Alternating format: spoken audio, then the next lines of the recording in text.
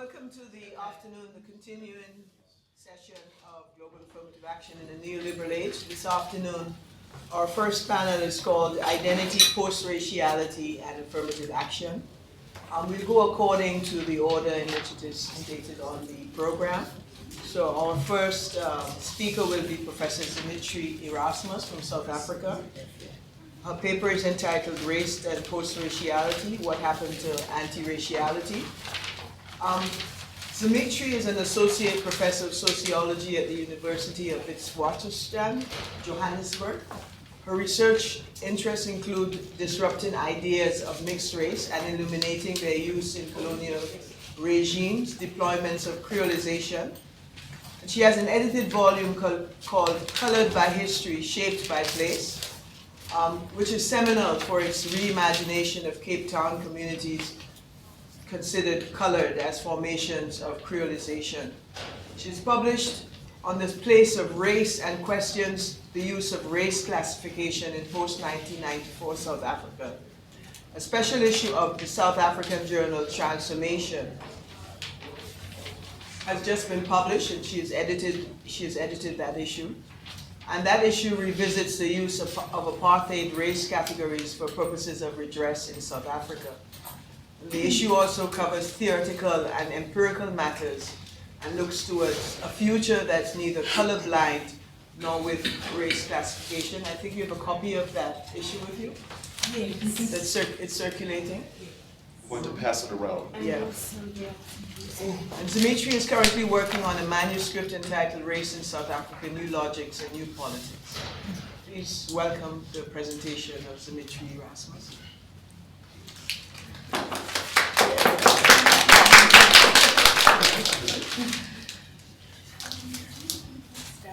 Not at all. Would you? I need to move when I talk. Yeah, sure, you can stand directly.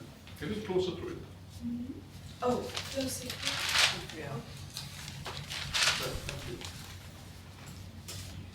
So first of all, I'm really honored to be here, and thank you to Randy, Michaeline, CAAAR, and also Bernice for, just all the logistics involved behind getting you to be right here.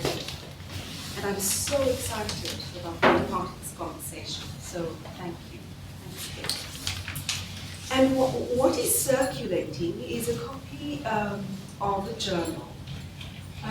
We had a colloquium in 2010 where, a few South African scholars and anti-racist activists got together to rethink the use of apartheid race categories in post-1994 South Africa, and the conversation and the papers emerging from that colloquium are published in this issue. The other thing I have circulated, please, Randy, is a graph of the cost of civil servant wages in South Africa and how it is equivalent to that in the US. That's the one. And the other is we've just had a census, and if you open that page, you'll see, some of the fantasy figures of the census. So let me begin. The title of my piece has changed. It's called Anti-Raciality, Navigating Between Racial Demagoguery and Post-Race. And I'd like to begin with a quotation from Toni Morrison's Nobel Laureate lecture, 1993. Status language actively thwarts the intellect, stalls conscience, suppresses human potential. Unreceptive to interrogation, it cannot form or tolerate new ideas, shape other thoughts, tell another story, fill baffling silences. Yet, there it is, dumb, predatory, sentimental. State language must be rejected altered and exposed. It is the language that drinks blood, laps vulnerabilities, tucks its fascist boots under crinolines of respectability and patriotism, as it moves relentlessly toward the bottom line and the bottomed out mind. So just to give you some of the more detailed history of race classification in pre and post 1994 South Africa. Among several continuities between colonial, apartheid, and post-1994 governments in South Africa is the use of race classification and its related tribal sub-classifications. Racist structures of the colonial era were statutorily entrenched by apartheid's Population Registration Act, number 30 of 1950. And that law stipulated these race classifications: white, native, and colored. And about a decade later, Indian and Chinese were designated subcategories of colored. From 1951, the National Party started using Bantu instead of the category native. This became official policy from 1962, only to change yet again in 1978 from Bantu to black. Now this use of the category black excluded people racially classified as colored, referring to only those South Africans formerly classified native and Bantu by apartheid law. And in the 1970s, the Black consciousness movement contested this narrow use of black, defining it not as a race category or classification, but rather as a global political identification premised on resistance to oppression in contexts of white supremacy. Post-1994 South African government policy and institutional practices, both within and outside of government, use various combinations of these conceptions of black.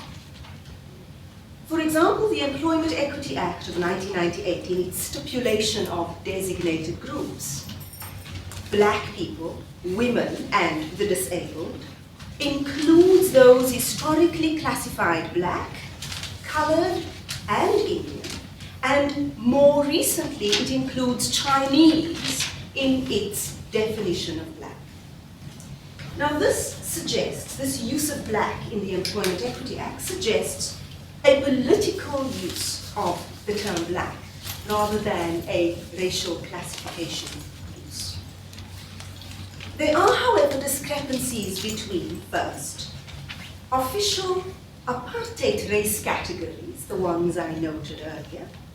Second, the Employment Equity Act's definition of black people, the inclusive definition, and C, everyday notions of who is considered black.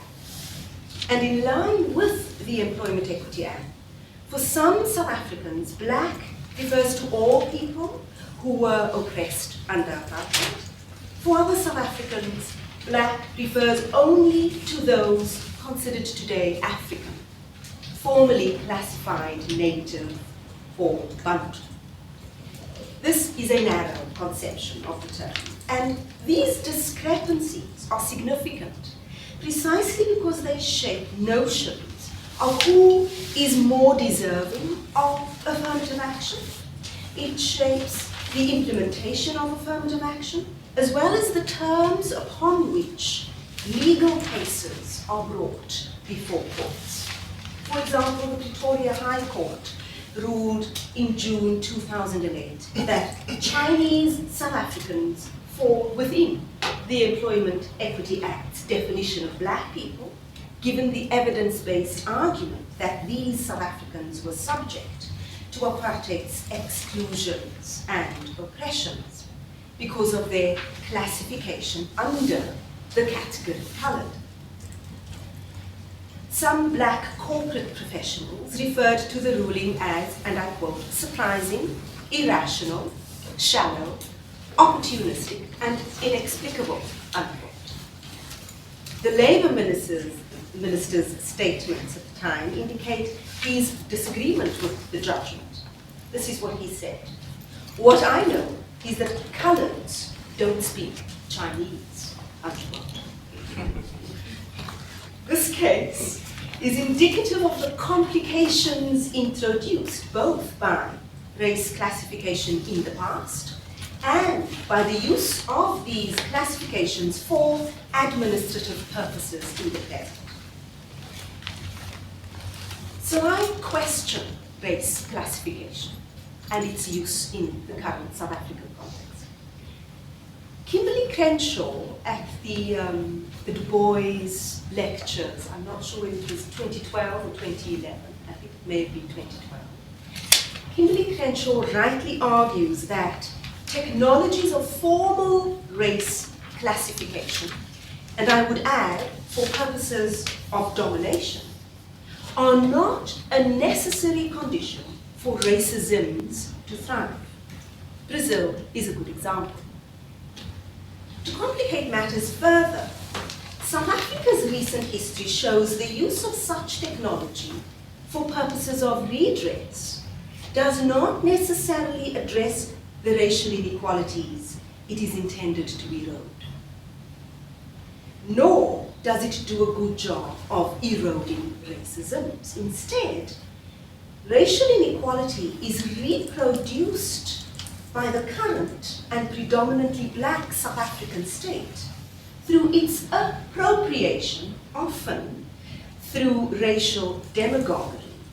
Its appropriation of this technology for the benefit of political and economic elites. And racisms are reproduced by such practice. This is where South Africa differs from North America. State power is held by a black majority in a context where the black population is a majority. South Africa has had 3 black presidents, not 1. Yet, despite employment equity legislation and black economic empowerment legislation, and despite the use of apartheid race classification for purposes of redress, both intra- and interracial inequality gaps have grown. Furthermore, the current crisis in education in South Africa and public access to information such as what's being passed around, public access to information regarding the waste of public funds on luxuries for political elites might facilitate the urgency of addressing this growing inequality. If one were optimistic, as I remain, post-1994 South Africa would have failed only 1 generation of its youth. On the pessimistic end, these crises in education and this waste of public funds might exacerbate the already unsustainable inequalities of wealth and well-being. Just to give you a statistic, there is a new acronym, NEET, N-E-E-T, not employed, not educated, not trained. And 40% of our youth are of the NEET generation. So that's, that's the extent of the crisis.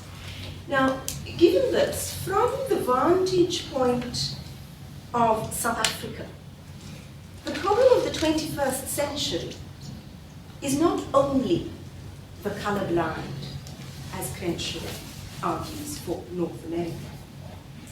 Among the many challenges of the 21st century for scholars and activists of anti-racism is how to navigate between the rock of racial demagoguery and the no place of post-race. Thinking about this challenge with reference to South Africa, I recently questioned, first, the continued administrative use of apartheid's race categories for purposes of redress, And second, the conflation of race categories with the complex range of inequalities for which they stand. And this critique is founded on an analytical distinction I make between the conception of race as a social construct, race as an administrative category, and the uneven social effects, differential experiences of racism, of both these instances of race. In other words, the social effects of both the construct and the administrative category. And my argument holds that we need the analytical conception of race as a social construct in order, one, to name racialized inequalities that continue to live behind the apartheid race categories, which differentiate access to human capabilities that are required for the building of substantive citizenship.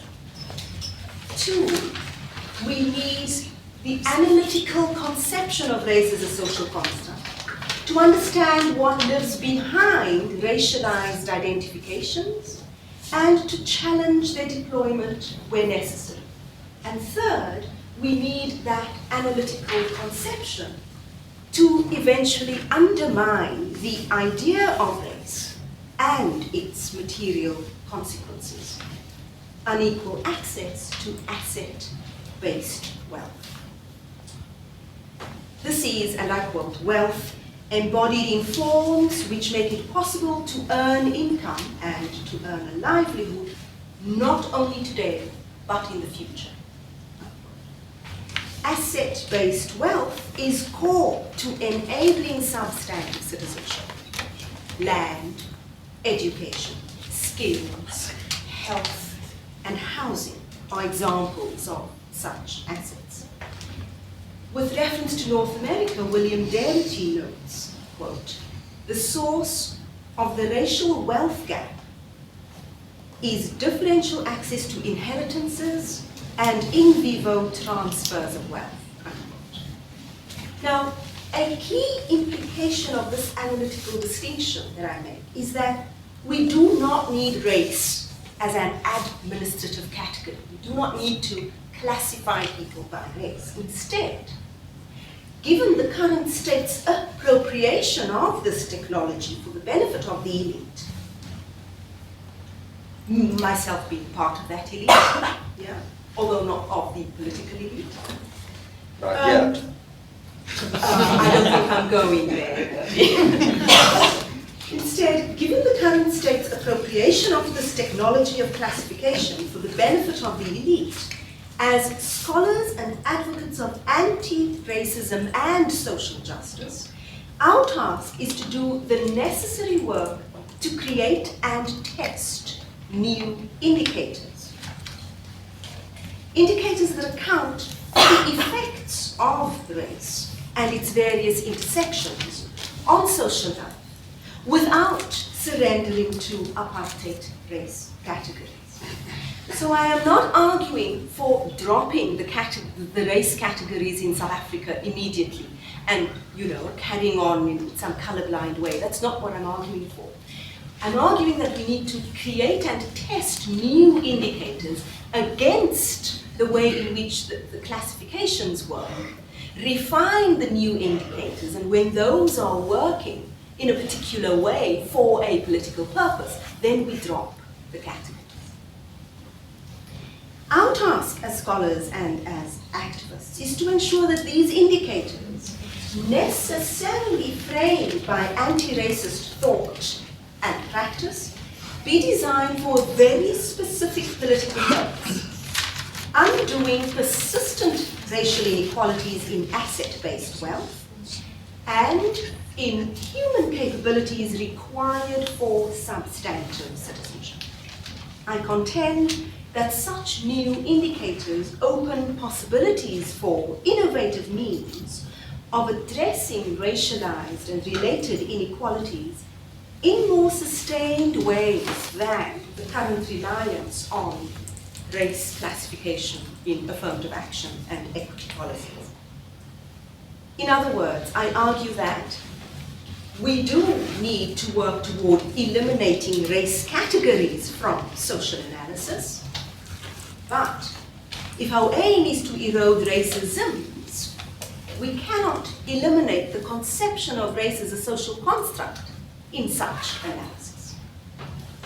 We need this conception of race as a social construct to name the consequence of its use, whether for spoken or unspoken domination, whether for the benefit of an elite.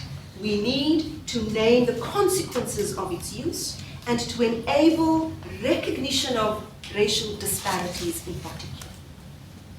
So, what might new indicators look like in the South African context? A gathering of some key South African scholars and activists of anti-racism suggests we can do much better than capitulate to customary practices of race classification. We can access what lies beneath and behind white, black, colored, and Indian in the present. We can access what might lay beyond life with these categories. What's more, we can do this without seeking what Crichlow calls release from race, but instead by wrestling with its effects in less arbitrary ways than the classification system. Now, among the indicators suggested at this gathering and which have not yet been tested were, for example, which languages do you speak? Which languages do you read? Which languages do you write? Did you or did your parents have the right to vote before 1994? What kind of setback, if any, did you have during high school? For example, violence at school, political action, pregnancy? Another question, how many generations of your family have had access to tertiary education? How do you get to school each day? By bus? By car? On foot? If on foot or by public transport, how long does it take you to get to school? Do you have access to any form of collateral or credit? And the whole question about transport, of course, is connected to the geography of apartheid. So those are some of the indicators that we thought of at this colloquium, which we might want to test for use in relation to the way in which the categories work. Anti-race, not post-race.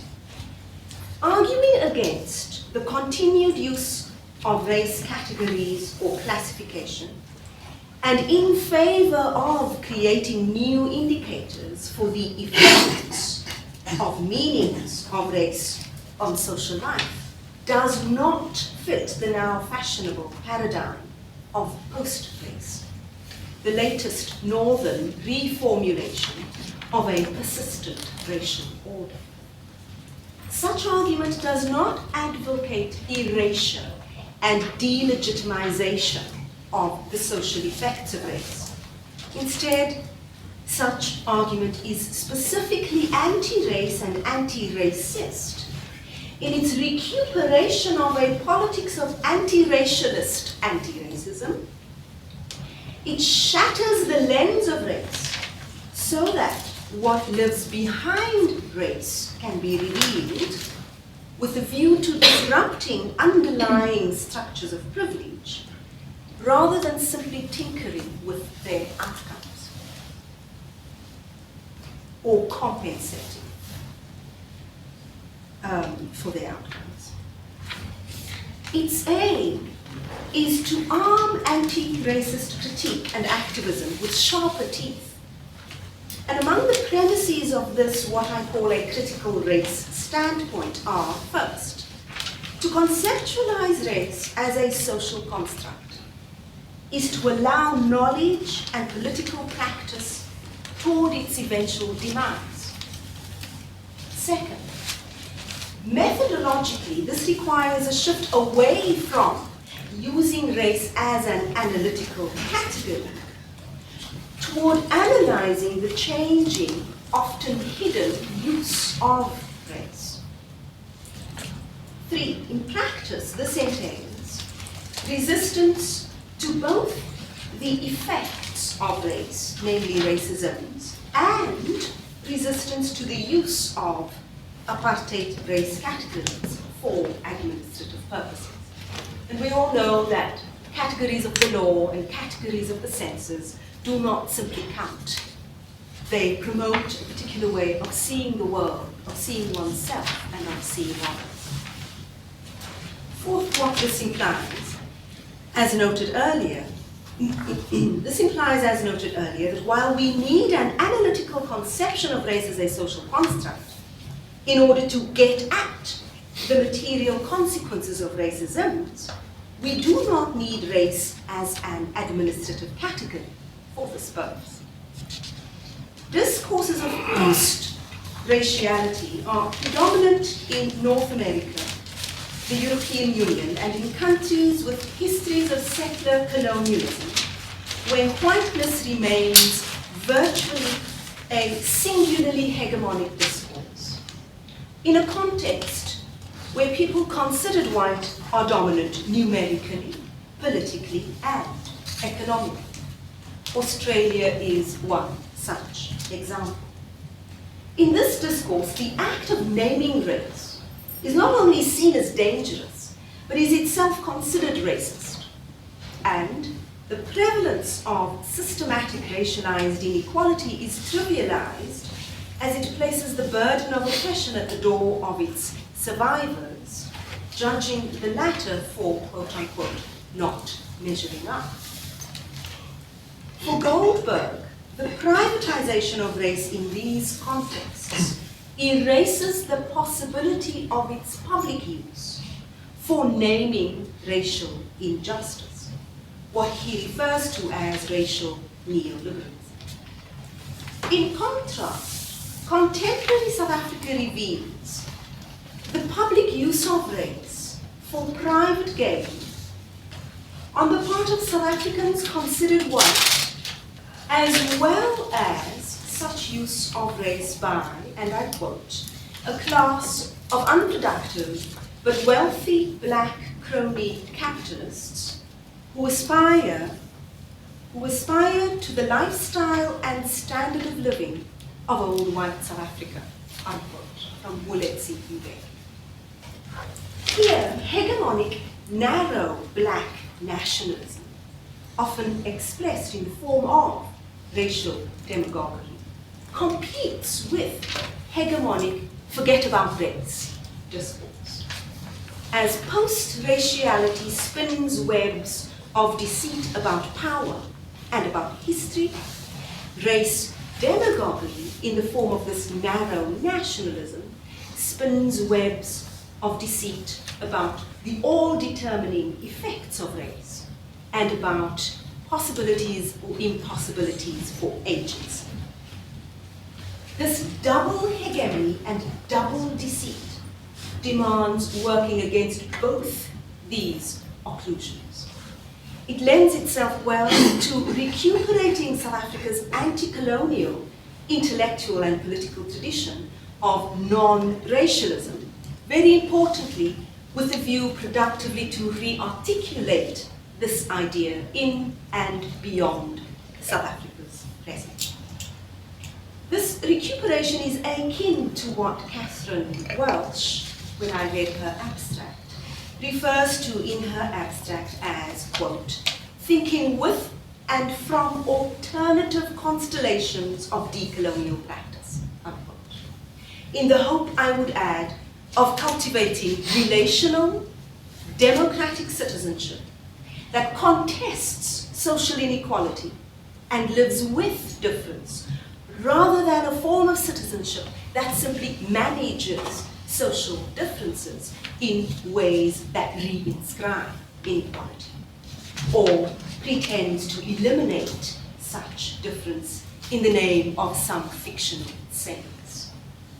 To close, with regard to thinking with and from a decolonial place, Bernard Hesse brings attention to the limits of Goldberg's theorization of racial neoliberalism and of conventional critiques of post-raciality as a 21st century ideology of erasure. Significantly, Hesse argues that this theory and these critiques are constrained by their uncritical inheritance of the Eurocentric 1930s and 1940s concept of racism, which then already rendered outside the bounds of racism colonial norms of racial rule and conventions of racial segregation embedded in Western liberal democratic practice. This conception of racism erased the political and cultural instantiations of race in its colonial formation as norms for imperial racial rule and violence, in favor of a nationalized and scientized conception of racism, one which emptied racism of its history and politics. Hesse concludes, and I quote, "The post-racial horizon can be read as retroactively signifying a Western colonial depoliticization of the concept of racism. It is not simply the post-racial horizon that confounds the theoretical critique of racism, but it is also the concept of racism itself that confounds that critique." Given this, he argues for the conceptual location of race and racism in their colonial genealogy, rather than the more familiar biological one.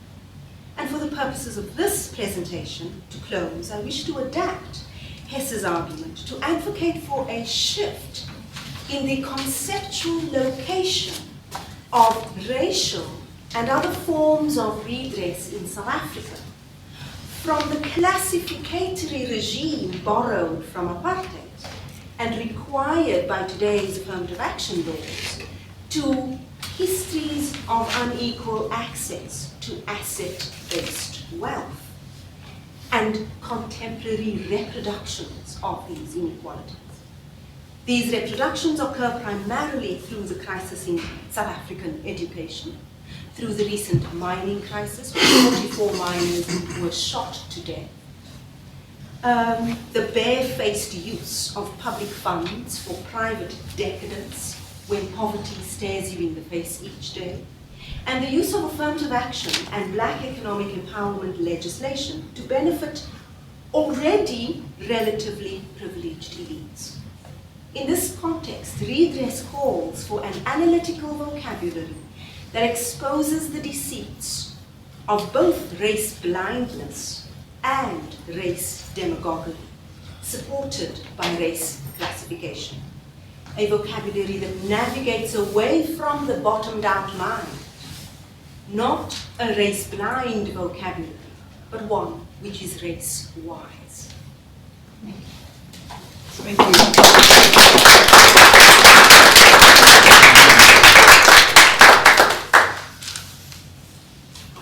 Our second speaker is Catherine Walsh. Catherine is a senior professor and director of the doctoral program in Latin American Cultural Studies at the Universidad Andina Simón Bolívar, Quito, Ecuador, where she also directs the chair in Afro-Andean Studies. She has been visiting professor at a number of universities in the Americas, most recently here at Duke as a Mellon Fellow in 2011 and a visiting professor in Romance Studies in the spring of 2012, where she'll begin again this coming spring. Before moving to Ecuador in 1995, Catherine was associate professor at the University of Massachusetts, first in Amherst and later in Boston, and a senior professor advisor on urban education at Brown University. She was also an advisor to Ecuador's Constitutional Assembly in 2008 and has worked collaboratively with Ecuadorian government offices on issues related to affirmative action, interculturality, and ancestral knowledges. She also has a long history of collaboration with Afro-descendant and indigenous groups in Ecuador and Latin America. Her intellectual interests are generally focused on the political, epistemic, and ethical project of critical interculturality and on concerns of decoloniality, taking as key the themes of knowledge, ancestrality, education, law, state refounding, and decolonial thought and pedagogy. She has too many publications to mention. Of course, not too many publications to mention, including the more, obviously she publishes in Spanish as well as in English. She's written, for example, the seminal pieces called Afro-Inclusion, Exclusion, Resistance, and the Progressive State, Decolonial Struggles, Questions, and Reflections. She's also got a critical essay called Knowledges, Other Critiques, Reflections on the Politics and Practices of Philosophy and Decoloniality in the Other. She works with Walter Mignolo on these issues of decoloniality, and so writes extensively about the decoloniality of knowledge, life, and nature. Her title of a presentation is called Affirmative, Affirming, and Decolonial Action in Today's Andes. Please welcome Catherine Walsh.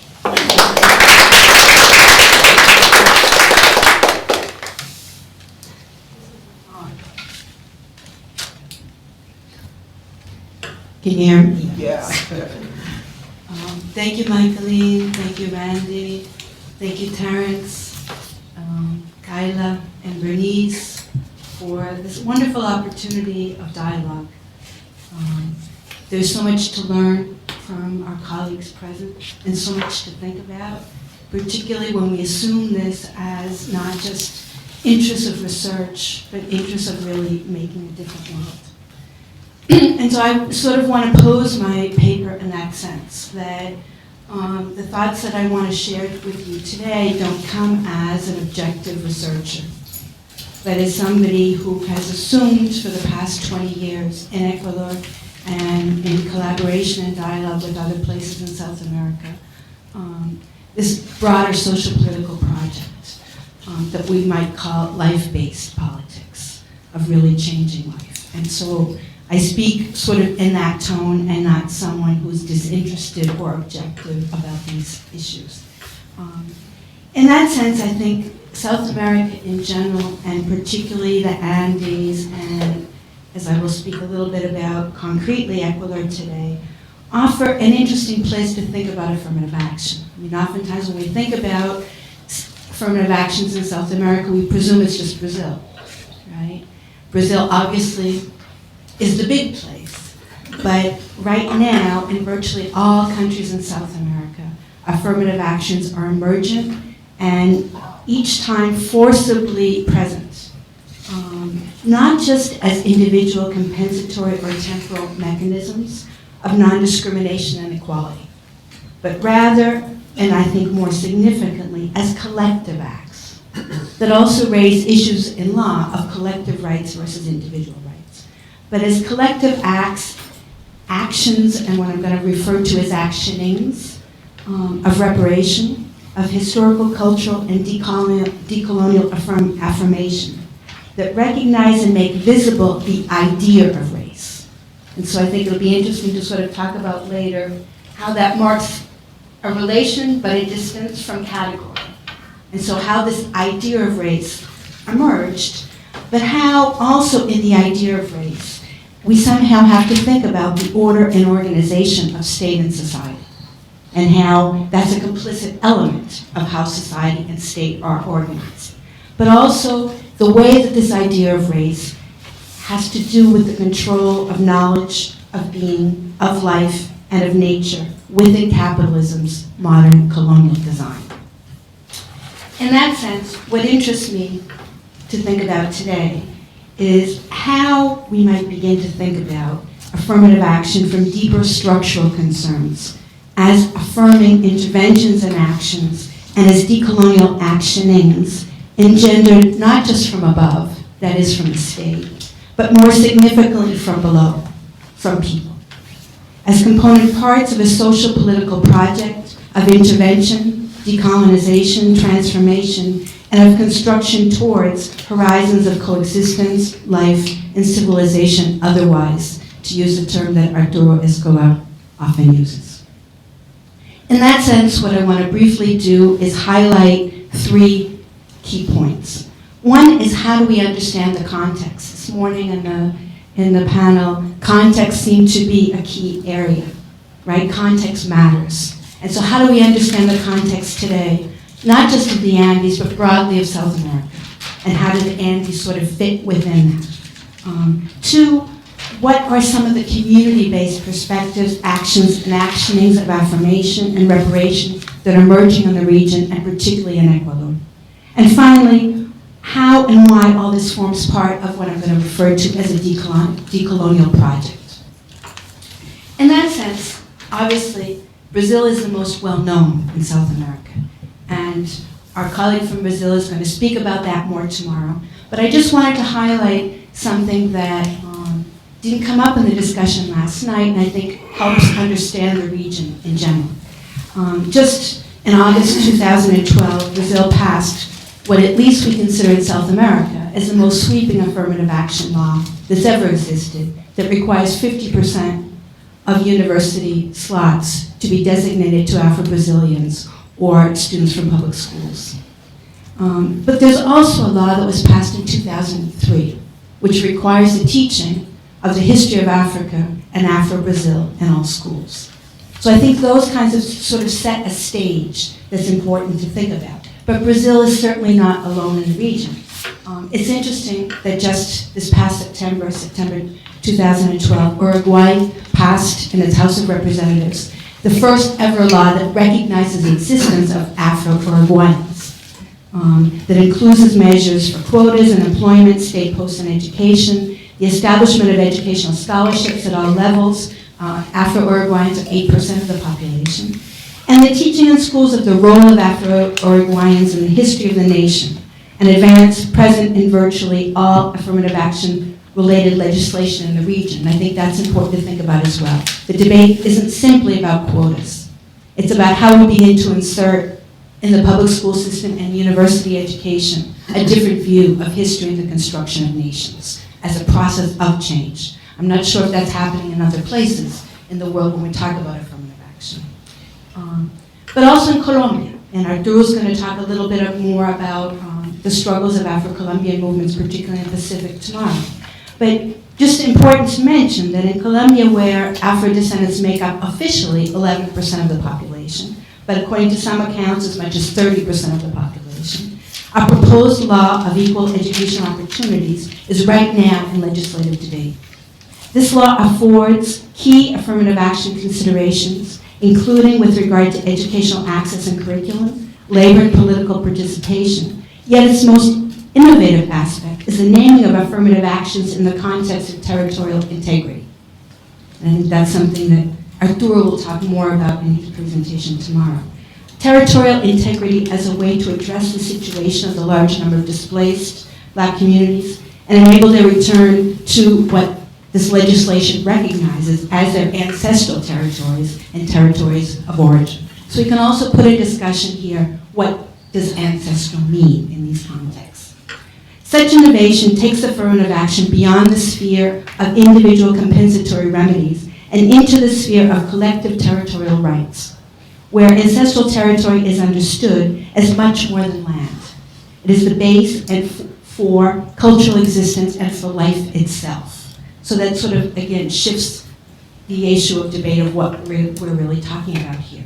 In the Colombian context, the 1991 Constitution, the 1993 law, 70 of Black communities that recognizes the existence of territorial cultural rights for African descendant communities are key. But it's also important to think about, since the 1991 Constitution, this is the first law that actually talks about affirmative action for Afro-Colombians. There have been other decrees, constitutional decrees, etc., that have talked about women, that have talked about poor communities, but not precisely about Afro-Colombians. In that sense, the initiative itself and its description in its introduction to the law, says something very interesting, and I'm just going to quote part of it. I quote, "This initiative marks the beginning of a qualitative change in the understanding and dynamic of social relations within the Colombian state, in that it vindicates the historic protagonism of ethnic groups in the consolidation of our nation, and especially the role of Afro-Colombians throughout our history and in the construction of the state." So this questioning and structure, the questioning of the structure and the institution of the state is central here. Something that we can say in a place like Colombia that still has a neoliberal project, but it's also occurring in Brazil, it's occurring in Ecuador, it's occurring in Uruguay, it's occurring elsewhere. That the state as it's been understood no longer is valid. So in that sense, we can begin to think about more broadly. What about the so-called countries affected by, or what some people call left turn, progressive politics, places like Bolivia, Venezuela, and Ecuador? In Bolivia, affirmative actions have been tied to state refounding and decolonization, particularly with regards to indigenous population, but also to Afro-Bolivians. Venezuela does not have particular affirmative action legislation per se, but has a different notion of how one begins to go about confronting past concerns of access and inclusion and affirming the historically silenced African-descended presence in Venezuela. For example, establishing 36 embassies in African countries that are run with embassy staff that are Afro-Venezuelan is to begin to construct a different kind of notion and to open up the public university, the Bolivarian University, and municipalize it so that it's everywhere in the country and everyone has access. So there are other ways to think about affirmative action besides calling it that. But probably the most interesting case is Ecuador, the fourth largest country in the region after Brazil, Colombia, and Venezuela in terms of black population. One thinks oftentimes about the Andes as indigenous and not as African descendant. Ecuador is the only country in Latin America that explicitly names racism, ongoing colonialism, affirmative action, and restorative reparation and their interrelation in its constitution. In the frame of individual and collective rights, it also recognizes as a collective right the right to identity and belonging, the right to not be the object of racism and discrimination, and the recognition, reparation, and repayment to those groups affected by racism and discrimination. The Constitution also condemns, and I quote, condemns all forms of imperialism, colonialism, neocolonialism, and recognizes the right of all peoples to resistance and liberation of all forms of oppression. In this little document here, that's the Constitution. But it also names a new plurinational and intercultural model of state. So it questions, again, this notion of state itself, something that Bolivia does as well, that makes nature, or Mother Earth, the subject of rights. So it questions the very notion of what rights is, right? And it also makes buen vivir, or what we can literally translate as life in plenitud, their collective well-being, as the new organizing principle of the social project and public policy, engendering a thinking with knowledges, logics, rationalities, and existence-based philosophies and cosmovisions, not necessarily of the West. However, as we know, constitution and law are one thing, and practical reality is another. A number of years after the passage in 2008 of the Constitution, there's still no strong, consolidated, implemented plan of affirmative action. There are documents, but in terms of implementation, no. For that reason, just this past April, in an event they called the March for Dignity in Life, representatives from 18 Afro-Ecuadorian organizations walked for 11 days over 300 kilometers to demand the political application of affirmative action and a presidential decree that calls for it. But we can ask, in Ecuador and elsewhere in the region, how is it that affirmative action all of a sudden has begun to appear? I think a good marking point was Durban, the 2001 Conference Against Racism and Discrimination held in South Africa that began to open up, at least for South America, a beginning space of shared struggle. So representatives, Afro-representatives from distinct countries came together where they began to actually talk about the shared conditions of racism and racialization, historical exclusion, silencing, and marginality, including in nations defined by indigeneity, Bolivia, Ecuador, and Peru being examples, by whiteness, Argentina, Chile, Uruguay, and Paraguay, or simply by so-called racial democracy, Brazil, Venezuela, and Colombia. Also in this meeting emerged the use of Afro-descendant rather than black. So another sort of category of recognizing cultural roots and not recognizing the imposition of a color. Also, besides the shared agenda, Durban collectively began to put political and moral pressure on states. It began to argue for the need to intervene in its states, but not necessarily question the structure and institution of state. So that was sort of a limitation that it had. States are okay, we're not going to radically change them, just let us be included was the demand. In that sense, it also marked an urban agenda, which I think in places like Ecuador, Colombia, but maybe in parts of Brazil as well with the struggle of quilombolas in the Brazilian context, is important to think about. So that when the agenda becomes urbanized, the issue of equality, inclusion, or access are key for individuals, oftentimes subordinating rural existence-based struggles, which in the case of Ecuador and Colombia, on the Pacific coast with palenques, or in Brazil with quilombolas, are still very critical issues being addressed. So this sort of leads me to a second point, and that is thinking about affirmative action not just as a political measure, as policy, as social inclusion, but rather within the framework of historical cultural affirmation and reparative justice, as part of a larger project that necessarily calls for the involvement of all of society and the reconceptualization and decolonization of its structures, institutions, reasons, and logic, including the state itself, and understanding the complicity and responsibility of the state in these actions. In the language and debates of the region, some refer to this as an Afro-reparation perspective, understood as an ethical political posture that locates the debate in anti-Black racism as a component part of the capitalist modern colonial order, arguing for remedies that confront and transform this order.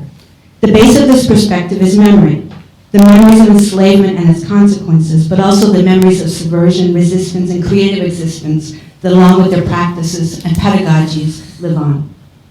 Thinking of affirmative action from this perspective means not limiting the actions to the terrain of policy, but conceiving them also within the terrain of life itself. That is, as affirming actions or actions of affirmation. As Juan Garcia, known as the grandfather of the Afro-Ecuadorian movement, explains, and I quote, "In this path, reparations must start with the support of vital projects. Above all, those that have meaning for the construction of identity. Spaces to initiate the actions that repair the damage must be looked for within what dominant society negated, disregarded, and pushed to the side. That is, spaces and actions that start with the reparation of the voluntary denial of the events that caused the damage, slavery and its repercussions. The topic is forgotten, but its effects are alive," end quote. Remembering and affirming, not forgetting history and memory, including the way in which history rebuilds itself yet again, and starting to ask for accountability for it, is what Afro-reparation aims to do through the opening of possibilities, not only for remediation, but also, maybe more importantly, for affirmation, necessary in the construction, casa dentro y casa fuera, in-house and out-of-house, of a different future. As Garcia explains, this means reaffirming actions in-house that allow for the revitalization and strengthening of what is one's own history, heritage, thought, and identity, in order to give continuity to life projects, inheritance for future generations, and inner strength to sustain dialogues and relations with others. A concrete example is the work initiated by Garcia and others in the rural river communities of the Pacific Coast that entail the collective reconceptualization of school texts from the perspective of memory, local history, local knowledge, and lived experience.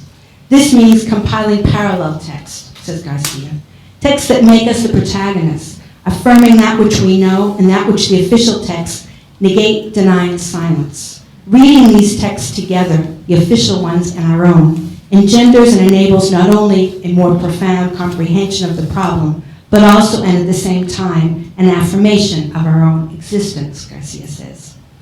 For those engaged in this work, the intent is more than cultural validation and valuation. It is political, ontological, and epistemic, a way to critically intervene in the colonial race designs and practices of power that continue to make the nation and give presence to its other side. That is, to the histories, memories, knowledge, practices, and perspectives, part of what the Afro-Colombian feminists Puerto Galleat and Cabezas call cosmogonies of being and doing. Territory and territoriality are another area of existence-based affirmation and reparation.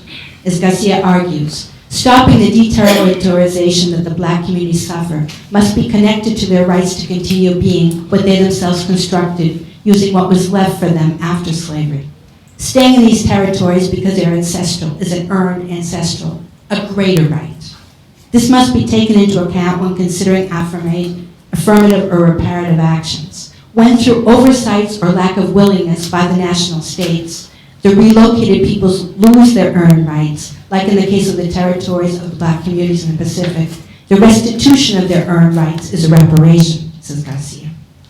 The destruction of this region, something that maybe Arturo will refer to tomorrow, both in terms of extractivist industries of lumber, palm oil, mining, shrimping, etc., and further complicated on the Ecuadorian side of the border by narco-trafficking, paramilitary presence, etc., threatens nature and with the community's economy, culture, existence, survival, and rights. Designating them and keeping them untouchable is a good affirmative action, says Garcia. In this sense, Garcia rightly points to the relationship between affirmative action, reparations, and the claim that these communities make over their ancestral territories where those enslaved worked. Affirming Afro-descendants as precursors to the state, as they're before the state itself was formed, rather than as simply modern citizen subjects constitutive of state, opens up a series of considerations, not only in terms of rights, but also with regards to the projects underway of state refounding, plurinationalization, and decolonization. Here the challenges of affirmation are even greater, casa fuera, out of house. The illusion and work is towards a new social project where the differences of ancestral peoples are not folklorized, essentialized, or collapsed, but instead understood as articulating components of a new pluri-nation, sort of retaking up what Ralph talked about this morning in terms of ethno-nationalisms. The argument then is for affirming actions that could feed a radically different perspective and comprehension of history, identity, and difference, and a radically distinct coexistence, including in the frame of what the Andean nations are positioning as buen vivir, or collective well-being. A logic that challenged the precepts of neoliberalism, capitalism, and Western civilization's divide of humans over and as exploiters of nature. Yet the same nations that position buen vivir as the organizing principle in the new development model, like Ecuador and Bolivia, are advancing extractivist projects financed largely by China and Brazil at historic levels, threatening all that these new constitutions afford, enabling destruction and negation instead of affirmation and reparation. It is in this context, simultaneously characterized by radically different logics and clashing social, political, economic, and existence-based interests, that affirmative actions are, and further can be, differentially thought, positioned, and conceived. Beside the typical spheres of minority access, education, and employment, in Ecuador, we are conceiving others, including affirmative and affirming actions in the areas of being, humanity, knowledge, and nature understood as Mother Earth or Pachamama.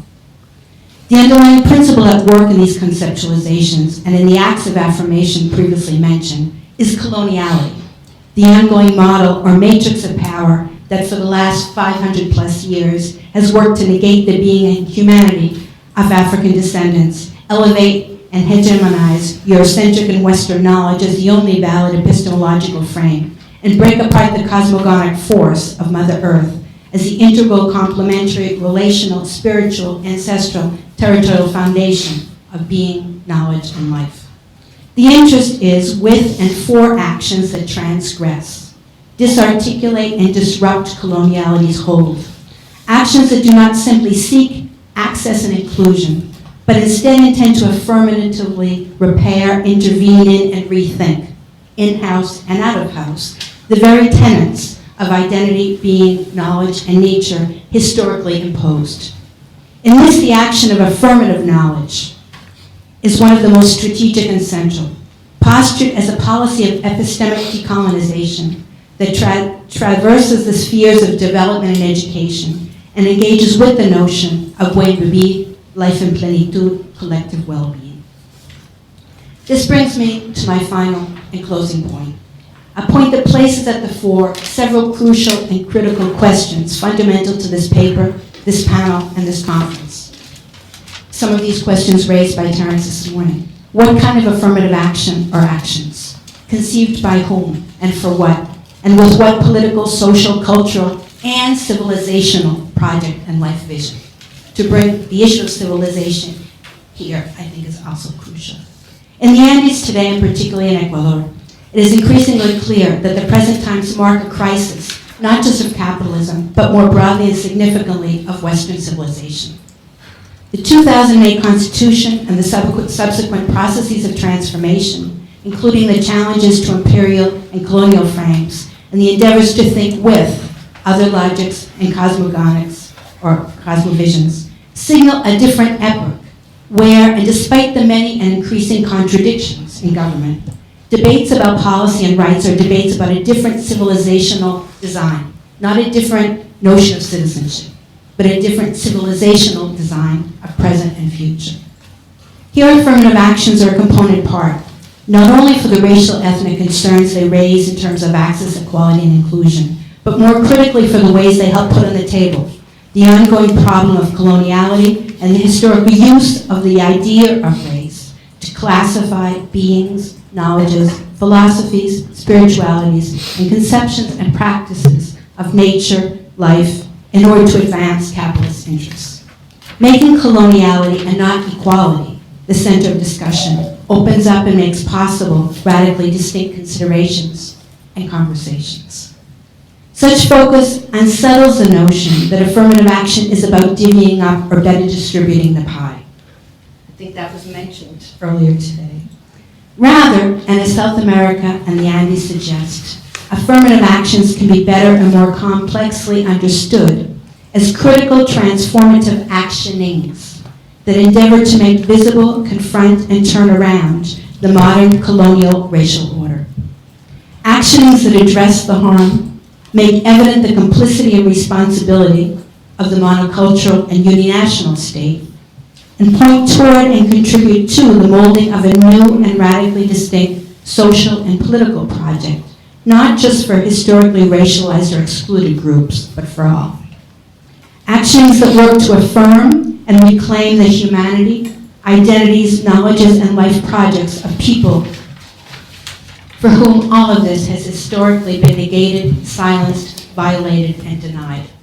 That is actionings that are decolonial in attitude, substance, aim, and praxis, precisely because they call forth, construct, and enable what the Afro-Colombian Adolfo Alban has termed re-existence. Thank you.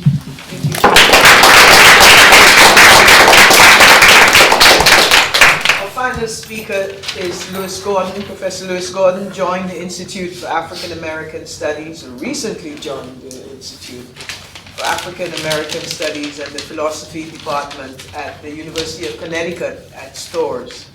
His previous appointments include Purdue University, Brown University, where he was chairperson of Africana Studies, and Temple University, where he was a Laura H. Carnell Professor and the Director of the Center for Afro-Jewish Studies.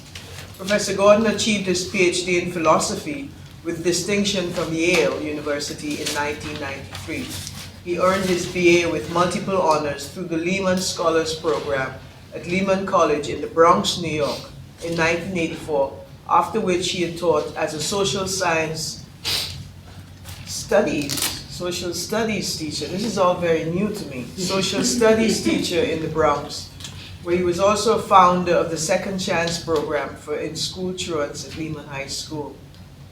He's the author of very influential and award-winning books, for example, Bad Faith and Anti-Black Racism, Fanon and the Crisis of European Man, an essay on philosophy and human sciences, Her Majesty's Other Children, Sketches of Racism from a Neo-Colonial Age, which won the Gustavus Meyer Award for Outstanding Work on Human Rights in North America, Existentia Africana, Understanding Africana Existential Thought, and numerous, too many books to mention. Please welcome Lewis Gordon. His title of his paper is Investments, Myths, and Realities.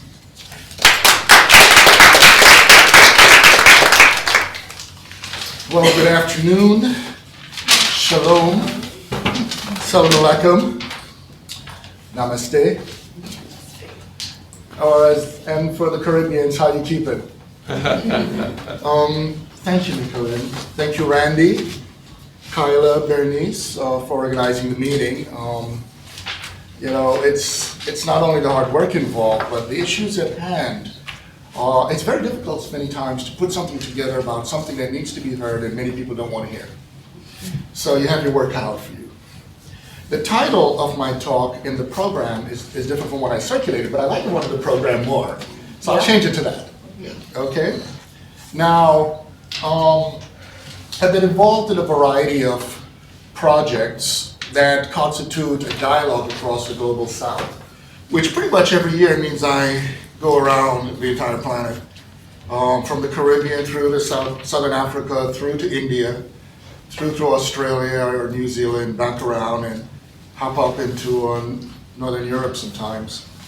And as I do this, I begin to see, I really see what bothered Marcus Garvey. Because, you know, what radicalized Marcus Garvey was, as he went through the Caribbean and went through South America, he just saw the conditions, particularly of black people in those areas. And as he began to think about those things, he began to become very involved in the question of what could be done to change that condition. Oh, I didn't turn this on. Anyway, one of the difficult tasks when we talk about affirmative action is that, as we have been seeing in some of the conversations, it raises questions of diversity. But one of the big problems, of course, is that it's very difficult for a society really to be critical of itself. So deep down, the presupposition is that deep down, the society is really right, it's just that there's some aberrations.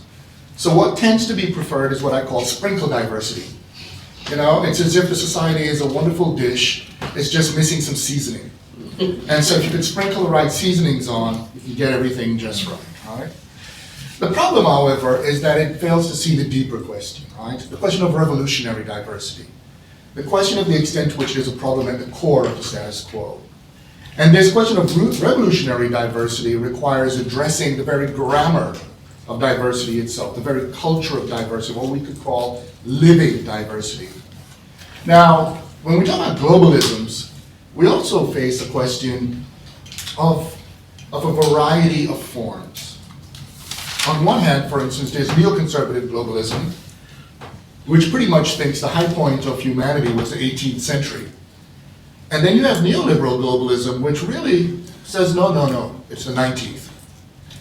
Then you have the 20th century, but they don't want to talk about the 20th century because if you think about the 20th century, it was the age of revolutions. And since we're in a reactionary period, they don't want to talk revolution, so the 20th century should not exist. So we have a problem for the 21st into the 22nd century. And quite often in a response to the effort to push us back into the 19th century, there are those who develop a more radical localism, an anti-globalism way of thinking. But that also is heavily problematic. Because one of the tasks at hand, it falls on all of us intellectuals, academics, activists, everybody, to ask the question, what are the foundations we're building into the 22nd century? And that means thinking of a conception of the global that's beyond that false dilemma of 19th and 18th century globalism. Now, the basic global problem is that there is a modern aspiration. And the modern aspiration is the notion that there's a progressive march of freedom. And that within this progressive march of freedom, there is the growth or the transformation of societies into increased equality. So what's at stake then becomes freedom and equality. Now, in the midst of this, there are people who live the contradictions of those two aspirations. Because while we hear a lot of celebrations of the modern world as a triumph of freedom and equality, we have what we call the dirty laundry. We got the people whose everyday life is a contradiction of everything espoused. We know that in the effort to declare freedom more rigorous, there's been a more radicalization of the implements of enslavement. In fact, there's a lot of studies that there may be more slaves in the world today than even in a period of legalized slavery. So as we begin to think about these, we begin to ask ourselves what ultimately would be the global arrangement that could work to alleviate these forms of misery. Now, I don't have time to develop one of my answers to this, but I could just hint at it a little. In a special issue of Contemporary Theory, which I edited for the Center for Contemporary Theory in Baroda, India, I edited an issue called Degrees of Statelessness. And in there, I actually argue that we squirm, we fight, we try not to deal with it, but there's no way we can really address a 7 billion people planet and all of the transformations that are happening without some form of global federalism. But the fact of the matter is many of us are wedded to certain conceptions of nation and state that ultimately bar us from the form of imagination and political will that would actually create a global arrangement that could respond to things such as even ecological disaster. One of the reasons we can't even sign a treaty around the ecology is precisely because we're working with ultimately 18th and 19th century conceptions of global arrangements. Now, within that framework, affirmative action faces what we could call the ideal of affirmative action, which is connected to that question I'm raising around 21st and 22nd century alternative models of the global, and what we could call the historical and present day realities around its meaning. Now, this talk is really talking about the latter, because quite often when we talk about affirmative action, we have it straitjacketed in a kind of discourse that leads to certain conclusions that ultimately distort our relationship to reality. Much of this emerges because, for the most part, affirmative action has been on fire from the moment it was formed. In fact, we already know this, that the idea of the good old try in the United States is pretty much a joke. From the moment it was raised, there have been billions, if you count up all the funding put to eradicate it. And if you look at all of the effort, the energy, the legislation, all of that, the truth of the matter is that there's been anti-affirmative action from the get-go. Now, in spite of this, and in spite of the weakening of affirmative action, particularly in the United States, I'm talking about different places, but particularly here, there's nevertheless an ongoing myth, an ongoing presumption that it is the prevalent policy of how social institutions function, particularly the United States of America. You go to most places in this country, and especially people who are white, really believe that affirmative action is everywhere, blocking their possibility for their progress. But it's not only whites. There are a lot of people of color who really believe that there's affirmative action everywhere. It's just that this particular individual, black woman or man or brown person, just didn't get it. So the question is, why is this thing that's everywhere and is not really functioning treated so much as if it is functioning? And how, to what extent, is there some notion of it in spite of empirical reality saying otherwise? Well, we already know that in the face of many institutions becoming whiter, there's been a belief of lost opportunity for many people who are white. And a lot of this emerges through looking at the logic of exception and rule. So if you see shining examples, for instance, the President of the United States of America, or you may see, Colin Powell, or you can look at someone like Mandela, and these kind of images.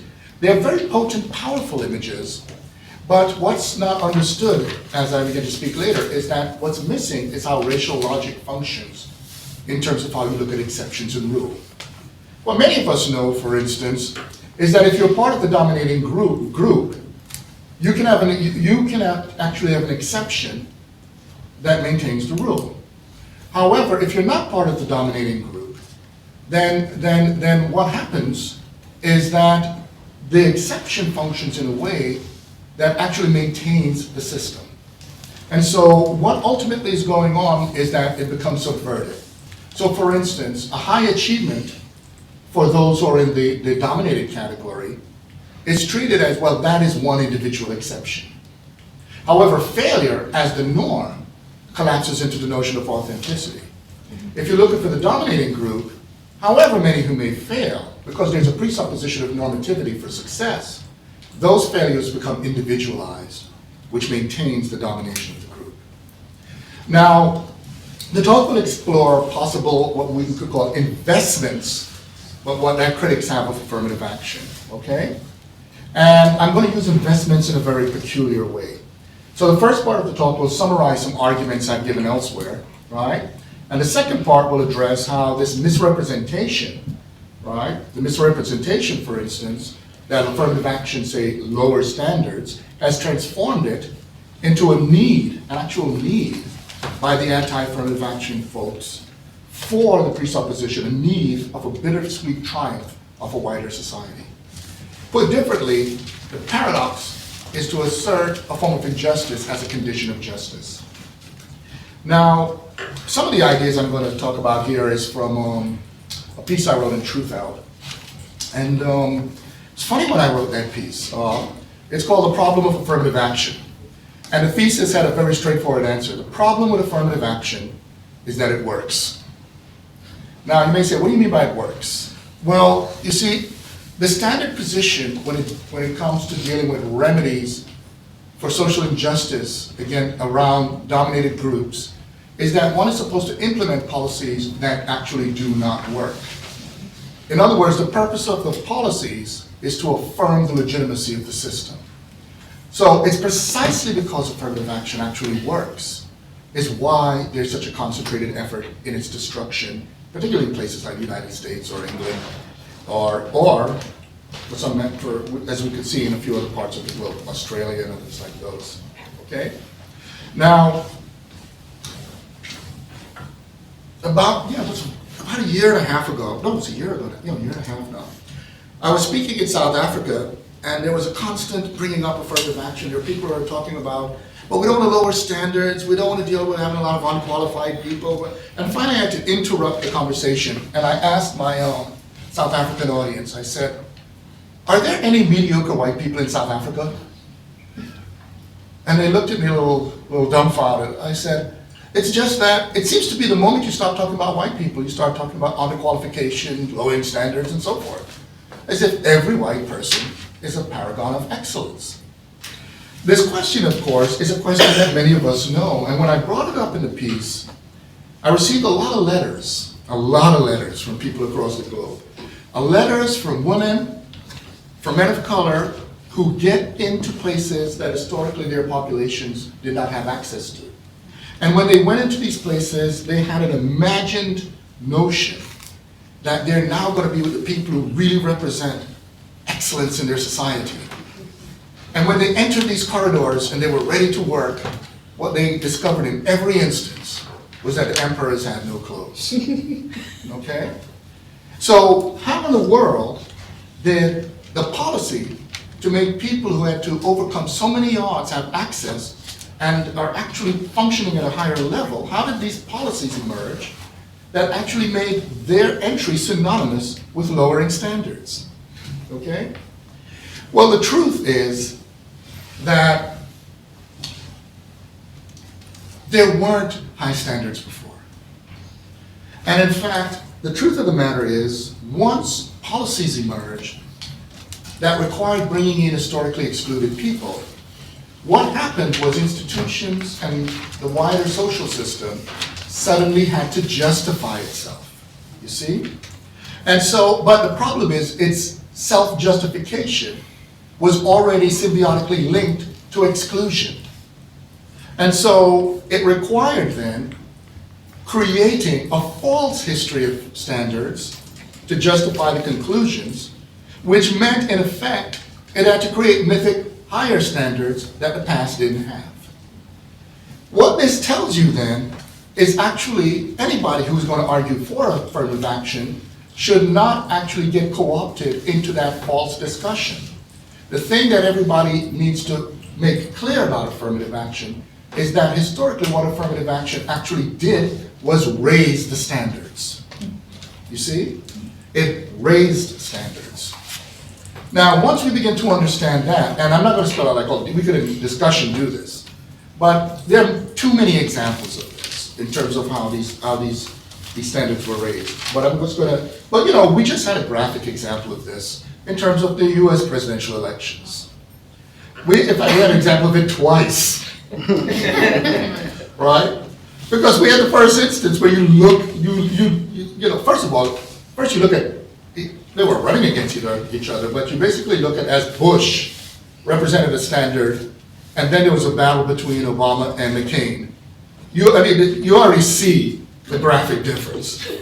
But then you see the reset between Obama and Romney.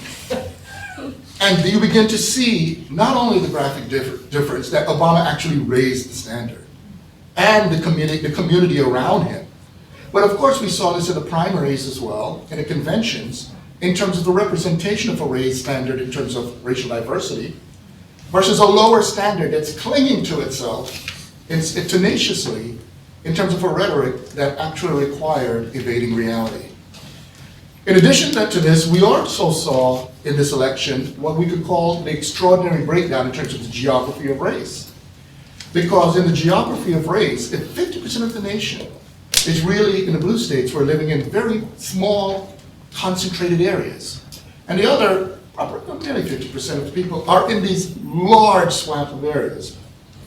We begin to see a form of sociology in which geographical distance creates a different conception of the self. For instance, as a self-made individual, versus dense populations in which dependency on one's neighbor, one's community, will have a different set of values. Now you may say, what do all these things come down to? Well, to some level, the president's recent victory is basically unavoidably a referendum on the question of those who have to work with access for less than those who have to work with much more, okay? Now, a subtext of affirmative action has always been this basic point, right? Can sharing occur without loss, okay? And in many ways, there are all kinds of themes, particularly in Africana philosophy and race theory, all the way back from the 19th century. And by the way, one of the things I don't have time to develop here is a lot of what we could call dominating scholarship or the center is often up to 100 years behind the periphery. And there are a lot of ideas we're talking about, and some of the things that, for instance, Catherine was bringing up around decolonial studies, that's linked to a world that actually is thinking about the future in the past in a more radical way that is making a lot of the sites of hegemony today try to play catch-up. So I would argue, for instance, the post-neoliberalism is happening in other places precisely because those places have a different commitment to what it is to have a future than the places that are more the imperial sites. And so the imperial sites have a conflict between neoconservatism and neoliberalism precisely because they fail to see this proper 21st into 22nd century problematic. So this question of can you share without loss, and the normative question that comes out of that is, well, basically the question becomes historic and the question of continued structures and practices, are those justified? So the question is, can you justify practices of exclusion? Now, if not, the next question becomes, are there efforts toward their transformation that are normatively legitimate? And a lot of the complaints about affirmative action are about the efforts toward normative social transformation, okay? And these are the same kind of problems that were raised when you look at liberation struggles. You know, there were people who say, well, if you're gonna fight for liberation, you gotta make sure that the settlers, the colonizers, the dominators don't get harmed. But it usually means that the people who are dominated, the people who are oppressed on every day, must not do anything and continue to get harmed. So it becomes this sort of tragic face-off between two conflicting conceptions of justice. Now, Bernard Boxill at the University of North Carolina, Chapel Hill, had written a book in the 80s called Blacks and Social Justice. And in the book, he had a long discussion of affirmative action in which he took on a lot of what Anglo-analytical philosophers were throwing out as attacks against affirmative action. And these arguments were so sophisticated and so labyrinthine, they were mazes, that at a certain point, Boxill, after he decoded them, said, you know, this is an awful lot of energy that's being put into obfuscating reality. And so the question is, why was there so much energy being put into it? And ultimately his answer is connected to something I wrote about in my first book, which is it was bad faith. In other words, it really wasn't about justice, it really wasn't about what was really right, it wasn't about caring about class, it wasn't caring about any of these things. It was ultimately that they were bothered at the idea that American society is putting on the table the inclusion of black and brown people. And they needed, but they could not say that, they couldn't call a spade, and had to use a different kind of argumentation to say this. However, Bernard Boxill was particularly committed to the question of justice.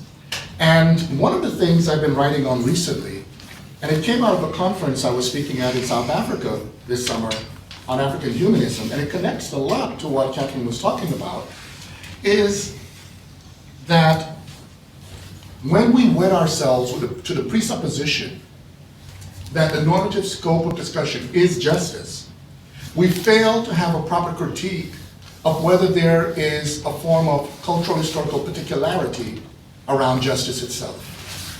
So what we end up failing to do is to question whether the translatability of justice is as neat as we claim it is. In effect, when you look at what's happening in South Africa as Ubuntu is being discussed, a lot of people would think it connects to traditional normativity, or some of the ideas, for instance, among the Mamos in Colombia, or if you look at ideas that are being discussed in Australia, if you go through, or even concepts like Uhuru. However, what's not understood is that these are not ideas that are actually locked in a form of traditionalism.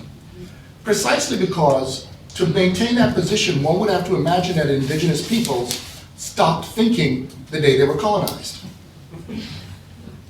However, if they continued to go through a form of dialectical epistemic struggle, they're using their concepts in a way that makes the concepts that we're talking about not traditional, but through and through modern. In other words, the questions they're dealing with are questions that emerge when justice is not enough. And when justice is not enough, the question of what is the humane normative life outside of the framework of that particular category becomes a new task at hand. Now, that means then that the limit of Bernard Boxill's critique was he was trying to look at its scope exclusively in terms of social justice. But the problem that we all know with social justice is that one can actually implement a legal system, a system of justice, to the letter in a way that's designed to exclude whole groups of people. It's very simple to do, and many people argue against Kant, show this every day. And part of it is this. The basic problem is that the level of investments involved in the protection of a system can be such that one can create a pleasing falsehood for the sake of avoiding a displeasing truth. One can, in other words, all you got to do to implement any system, any system of justice that can actually exclude whole groups of people is simply to define whole groups of people outside of people. Once they're outside of the human realm, you could almost do anything you would like to them. And so what happens quite consistently then is this paradox of justice, which is one can find whole systems of thought designed to create an unjust justice or a just injustice. Okay? Now, once we begin to see this, the complicated task at hand in any kind of affirmative action critique means that one has to deal with the investments. And I'm using the word investment here intentionally, right? For instance, we are within this framework. Not all of the affirmative action frameworks are about whites, right? But the US framework is, right? There are questions that are very specific to India. There are questions that may be very specific to certain parts of Africa. But in this context, I'm just going to raise this one, the context is whites. What is often missed, however, is that whiteness is not simply a racial designation or identity. Whiteness is also a commodity. And if we understand whiteness as a commodity, you could almost look at whiteness as a commodity that gives you an immediate human credit rating. You see what I'm getting at? And we already know, because many of you, I'm sure most people here have a credit card, you know what it's like if you have a bad credit rating, right? In effect, being born with an in advance good credit rating, and the credit rating is the credit of being human, fully human, it pretty much then means that whiteness means, right, that you can come to the table already with degrees of access that other groups have to do extra to have. And this extra that other groups have to make is not only in employment, not only in admissions, but it's even in courts of law. If you walk in without the right credit rating in a court of law, you are presumed guilty. And this is one of the reasons why there's so many innocent people of African descent in prisons today. And it's the reason why it functions this way across the world, even in countries where the predominant population may be black. Okay? Now, oh wow, okay, no problem. So, as we begin to do this, we begin to understand that without that credit rating, you function in a way that's like what the French will call raté. It means a form of failure in which you fail to measure up. And what happens with this kind of failure to measure up is that it automatically means that you have a presupposed view of not falling within the realm of mediocrity if you enter with the commodity of whiteness. This leads to a social system that misrepresents itself. And I already mentioned that the standards were introduced to justify the system. What that hides is the fact that most social systems do not function on the basis of excellence. Most social systems function on the basis of averageness. So what that means then is that the conditions required for historically excluded groups are actually higher than is necessary for the functioning of the system, except that the system is to be maintained as a system of exclusion. Now, there are many things. You all already had the paper circulated, so I'm going to skip over because I only have 3 minutes left. So what I'm going to do is actually just skip over to a few other points. I think what I'm going to do is skip over to the recent conflict that emerged to put the death knell on affirmative action in the United States, the Fisher case. Now, one of the things about the Fisher case is that it's linked to the Bakke case, which connects to the question of discrimination that we talked about last night. And so for those of you who don't know the Fisher case, in the University of Texas, Austin, if you fall within the top 10% and you're a state resident of Texas, you have automatic admission. If you're below that, you don't. Well, Fisher was below that. And she filed a case against the university because she says she's been discriminated against because she claims blacks have access. The thing that she fails to, there's several things she fails to take account of. Among them is that even those blacks are competing with other blacks, which means their being black alone is insufficient. They had to have an additional criterion. Second, she presupposed that in advance, her, although she's in the below 10%, somehow she presumes intrinsically that she's excellent. This is back to the commodity of whiteness point I made. Because in effect, her presumed excellence gives her something in the society that the other people, including the blacks and Latinos, who are in the 1% don't have. Because even in the 1%, they're presumed below excellence. You see? So once we begin to understand that, for her to assert herself is actually asserting herself in the context of advantage. But the other problem she has is this. She wants to assert it purely on whiteness, but she's already in affirmative action category because she is female. And the groups who have benefited the most from affirmative action, as we all know, have been white females. But if she were to do this, then she would have to affirm affirmative action. So ironically then, her anti-affirmative action is actually as a subtext of an affirmation of affirmative action, but she doesn't want it for being a woman, she wants it for being white. Once we understand that kind of a move, in terms of this attack on affirmative action, we also understand a lot of the other moves that have to be made. For instance, we have to not only deal with the language of lowering standards, but we have to eradicate the language of past discrimination. Because the language of past discrimination presupposes the absence of current discrimination and current racism. Now, what it does is this. If we were in a society that had no racism, no sexism, no homophobia, no classism, affirmative action would be unnecessary.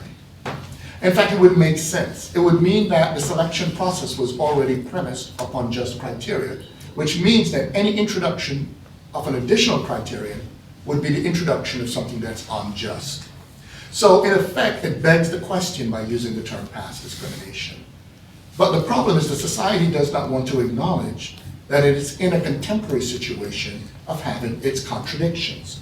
So in effect, what affirmative action is doing is to bring up the contemporary contradictions of the society.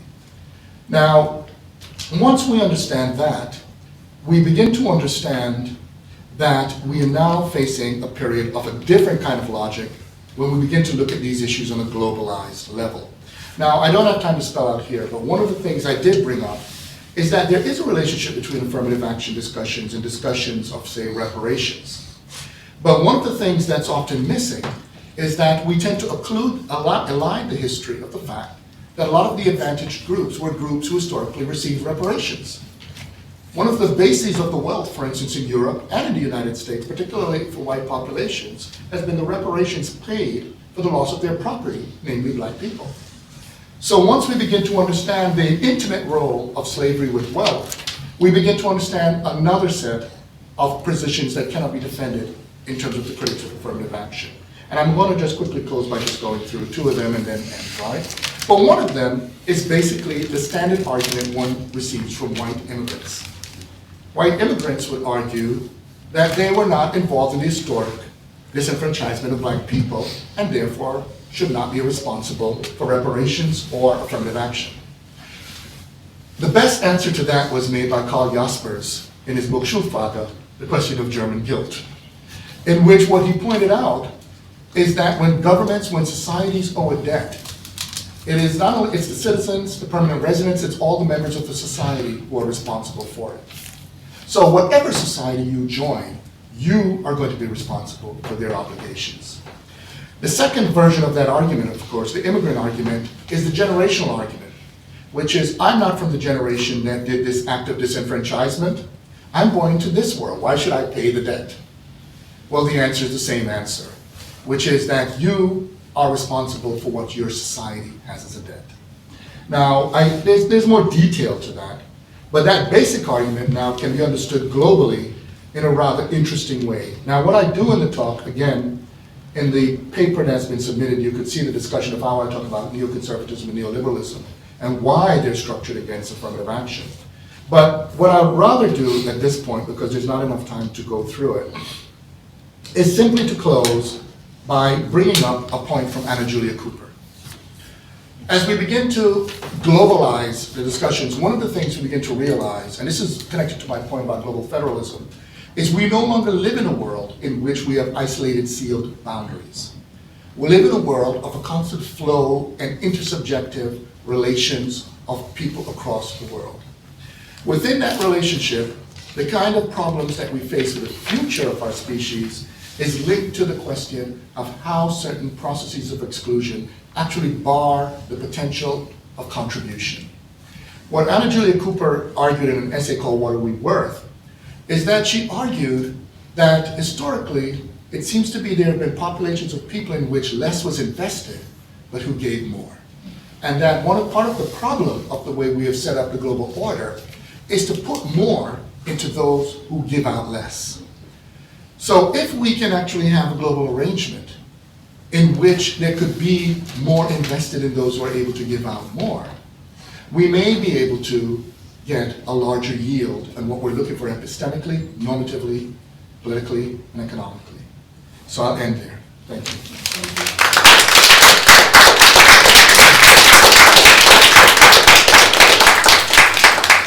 I'll take some questions.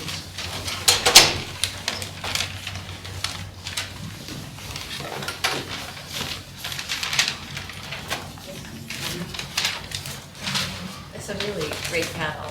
I guess I could try and formulate a question for Catherine. Could you speak up, please? Yeah, I'll try. So I'm really interested in the critiques that are coming out of Latin America that speak to the remaking of the state and the reformulation of a kind of politics. But I'm still struggling with the place of culture in that.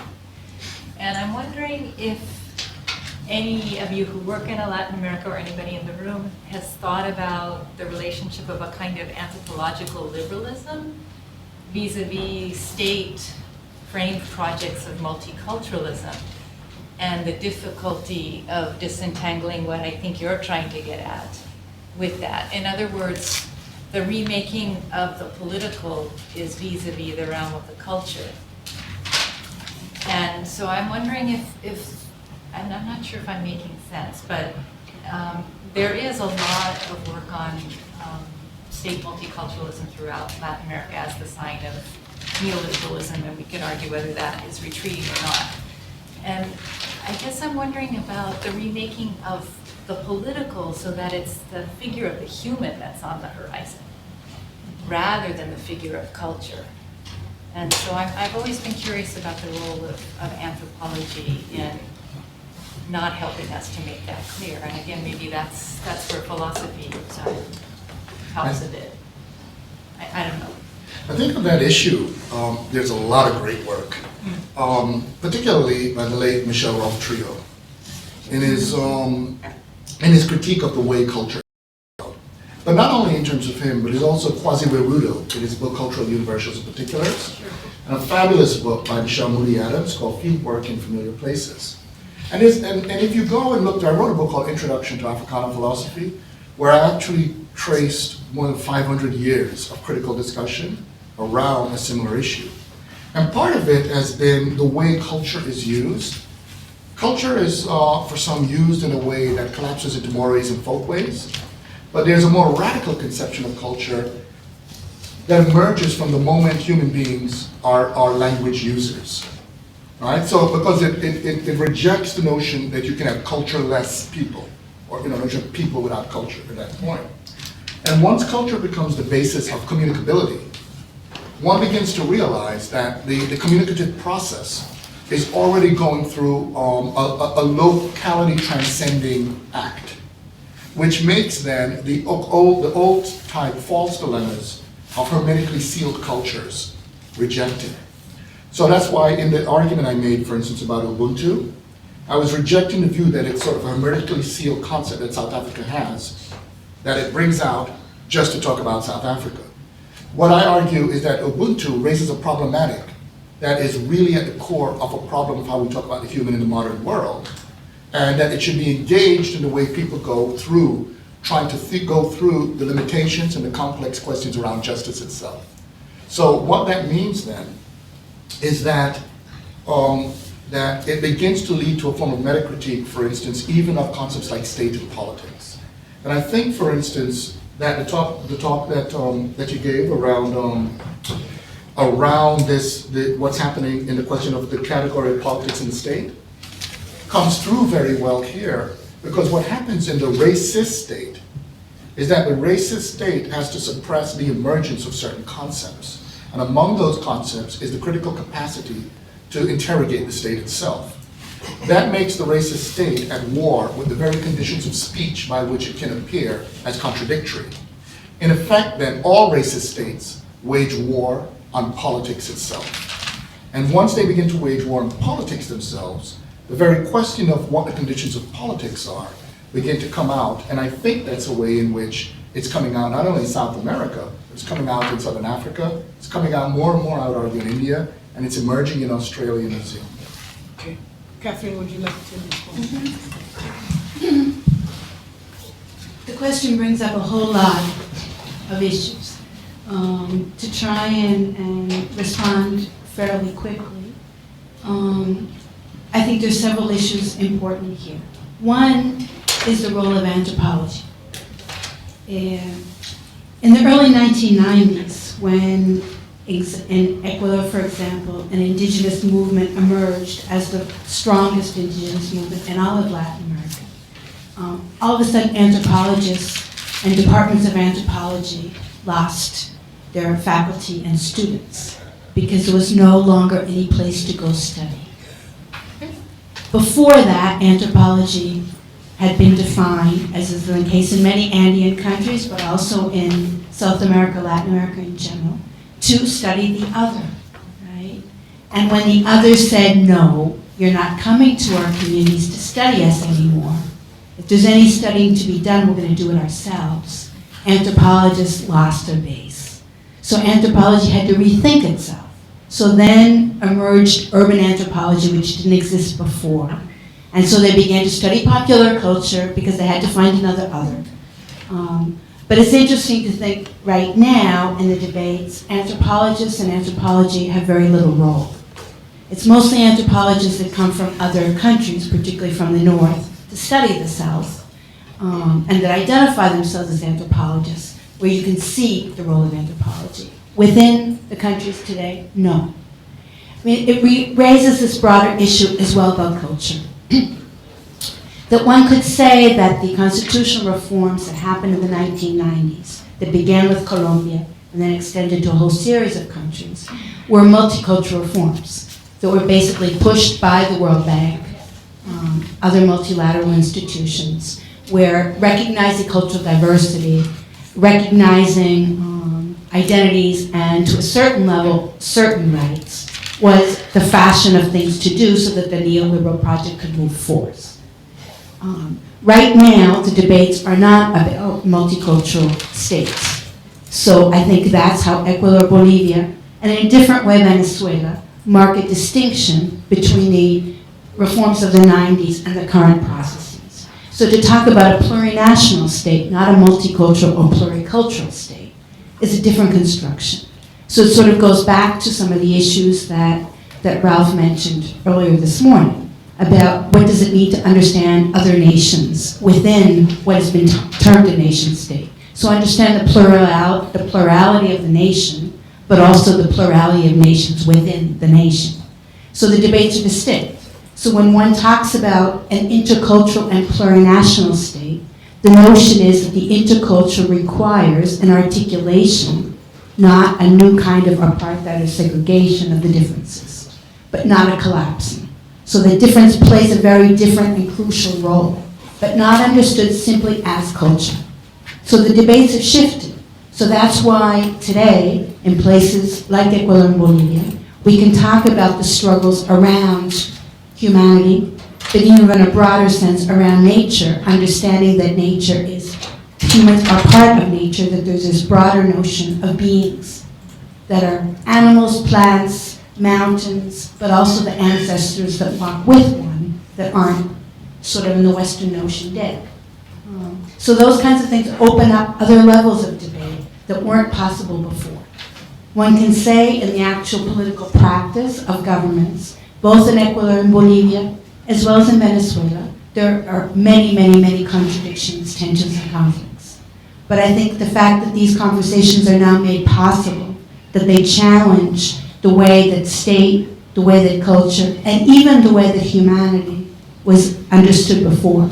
So the notion of human rights right now is also a space of tension, because it denies the rights of those other beings that are not considered human, but that it also refers to a series of individual rights, when a lot of the debates and struggles right now are around collectivity. So I think those kinds of tensions and contradictions and working in the fissures or the border spaces offer different kinds of conversations and questions that I think tie to other issues mentioned here, but that don't have a clear answer. But that the past of multiculturalism, and particularly the way that it's understood in the North, no longer has the same sense in the South today. Okay, Denise? I had my question and comment, and then I was paying attention to Kathleen, and something else came to my mind. So it's going to come out maybe a little complicated, confused, and fuzzy. But my initial comment is, of course, I have to locate myself, because I have the feeling that I'm kind of going crazy, in the sense that from my point of view, our problem is precisely this liberal architecture within which we live. And I'm saying liberal, not neoliberal, right? The old liberal one. So hence, since the first panel, we are still talking using that language, including its articulation in the social scientific vocabulary. So we use exclusion, discrimination, culture, identity. We keep bringing those concepts in order to then either design, identify a defense of affirmative action, which I think is what this was doing, or identify a critique of colonialism, what I think Zimitra was doing as a critique of the colonial, and then identify the possibility of a different way of living, of existing, as Catherine was doing. So, given that I'm speaking from this crazy position of thinking that liberalism really enough of it, I'm wondering if in both cases, and I'm talking particularly to Zimitra and Catherine, in both cases, the anti-raciality, if the anti-raciality position, as it is informed by Barner's critique of colonial modernity, but also by Sylvia Winter's critique and all this critique from which we draw. If that anti-coloniality or anti-raciality position that you are identifying, I'm wondering whether it can take us beyond this liberal configuration. Because when you talk about new social indicators, there is no guarantee that these new social indicators will not become race eventually, right? Because they'll become basis for policy, and then they'll create new exclusions, and the whole thing will keep going. So I'm wondering if there is a way out of that repetition as we focus on the new indicators, whether the indicators, precisely because they do not necessarily name social groups, like social categories like race, ethnicity, etc., and gender do. So that's a question, a way out of this liberal crazy teleology. And so this way out, I think I can maybe try to imagine in these affirming actions that Catherine was describing. But there I think I share something with Kamal, because the question there is, can we describe, because when you're describing this new this new version of affirmative action in the decolonial perspective, what came out was still the language, what can be said, what is comprehended by the notion of culture, right? I think that's what brought Kamala's comments on. And that notion of culture, of course, takes us back to the whole of the liberal architecture in its anthropological formulation, in its sociological. So I'm wondering if we can describe it in such a way so as the language, the political vocabulary that will come out of it will not again reinscribe these, I'm doing that, reinscribe these new views, avoid them from being reinscribed within, again, the liberal framework.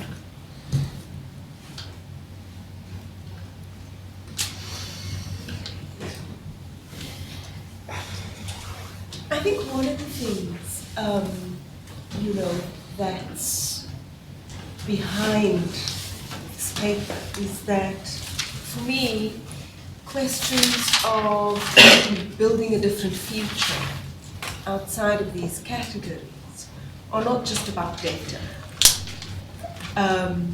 It's also about an orientation, which when I listen to Catherine and your question to her, I think of you talking about ethos rather than about culture, because ethos for me is much wider than liberal and anthropological conceptions of culture. So for me, this is part of an agenda for building a different future. Clearly not all of it. And we haven't tested these indicators yet, don't know how they would work. And all indicators of this kind are inadequate, and they're not accurate or perfect. But what I imagine this might do is shift the current ethos in South Africa, where people assume that they can walk into a room and know who is black, who is colored, who is white, who is Indian. That's the first question and the first issue that comes, to the fore. And what these kinds of questions do for me, I hope, would be for us to think about one another and to think about solidarities along completely different lines, which is part of the conversation we were having earlier. And then how those solidarities along completely different lines need to be, and when I say completely different lines, I mean outside of racialized solidarities, how we then think about those solidarities as multiple points of coherence, if you like, toward a different civilization. And that, this is but a fraction of that project. Does that make sense? Do you mind if I underline part of what I heard in that question? It seems to me that she was saying that you're presuming that one of those alliances, ways of drawing connections in the fight against oppression, will never end up being race. The race is never going to be a legitimate one among them. Is that right? Do I understand you to be hearing that in her point? Well, race understood in terms of the anti-raciality position. Well, that's what I heard, but I was more interested in whether or not the new indicators would become just like race. That was. Is it possible that race is a legitimate representation of the forms of exclusion and a legitimate set of alliances in order to oppose exclusion? Or does one presume that it's an illegitimate proxy? I wouldn't say it's an illegitimate proxy, but the variations within it become almost, numbed and totalized. So that, for example, when you ask, have you or your parents had the right to vote before 1994? In the South African context, it's clearly someone who was classified colored, native, Indian, Chinese. Okay? When you ask how many generations of tertiary education are there in your family, that is a question that cuts across race. Because there may not be as many people considered white in South Africa who do not have 3 generations of tertiary education, but there are some. Okay. So it's a combination of legitimizing the excluded, but also working with indicators that in fact cut across race. Am I making sense? Yeah. Okay, can we take another question? Reggie, you had, Follow-up question. Should we take it? yeah, let's just take another question. Yeah, I saw your hand, but Reggie was, yeah. Yes, thank you. Some of this has been summarized already, and so. Could you speak up? Yes, some of it has been summarized by some of the other questions, and the question I had was a comment made by an economics professor. And so we're talking about capital and money and capitalism, and he kind of made the general statement that discrimination overall is not good for the capital because you're losing out on all of the possibilities of what could be better, actually. And so I thought that that was an interesting statement in economics from an economics professor. And the second point that I hear you're saying, and the example that I want to take is looking at emancipation moments where even though there were moments when slavery as the title ceases to exist, the industry still treats, say, indentured laborers after they've arrived, after slavery, functionally as maroons, right? And so it's a situation where even though it's not called slavery anymore, you have people who are being brought in to fill in the role of those slaves, and what they're doing is marooning, but you can't call it marooning, and yet all of the mechanisms to keep these indentured laborers there are the same mechanisms used to prevent maroon slaves. And so what I hear you're saying in terms of these moments of either an abolition or a moment of civil rights is that the conditions still exist, whether you call it by the name or not, and that this effort to recode is what I hear you saying by these questions, recode the social network based on what's so specific regarding either education or inheritance can surely lead to different possibilities, but it can also lead to the same conditions possibly as well, since you can't use that semantic language that was supposed to be obliterated after there's an emancipation or civil rights or a post moment period. And so I just think it's interesting that from a linguistic standpoint, that the state has to find a way to erase its former language and build a new language that's somehow impossibly not connected to what was there before. And if the state at least doesn't recognize the possibilities of what you're saying, then in some ways it's in bad faith for it not to recognize that you can pull out of various sets of data through the information that you're speaking on. And so what's, I guess the question then, in terms of these post moments, is how do we mark when these moments actually changed, and if the changing of a law is actually the mechanism that allows us to move forward in a way.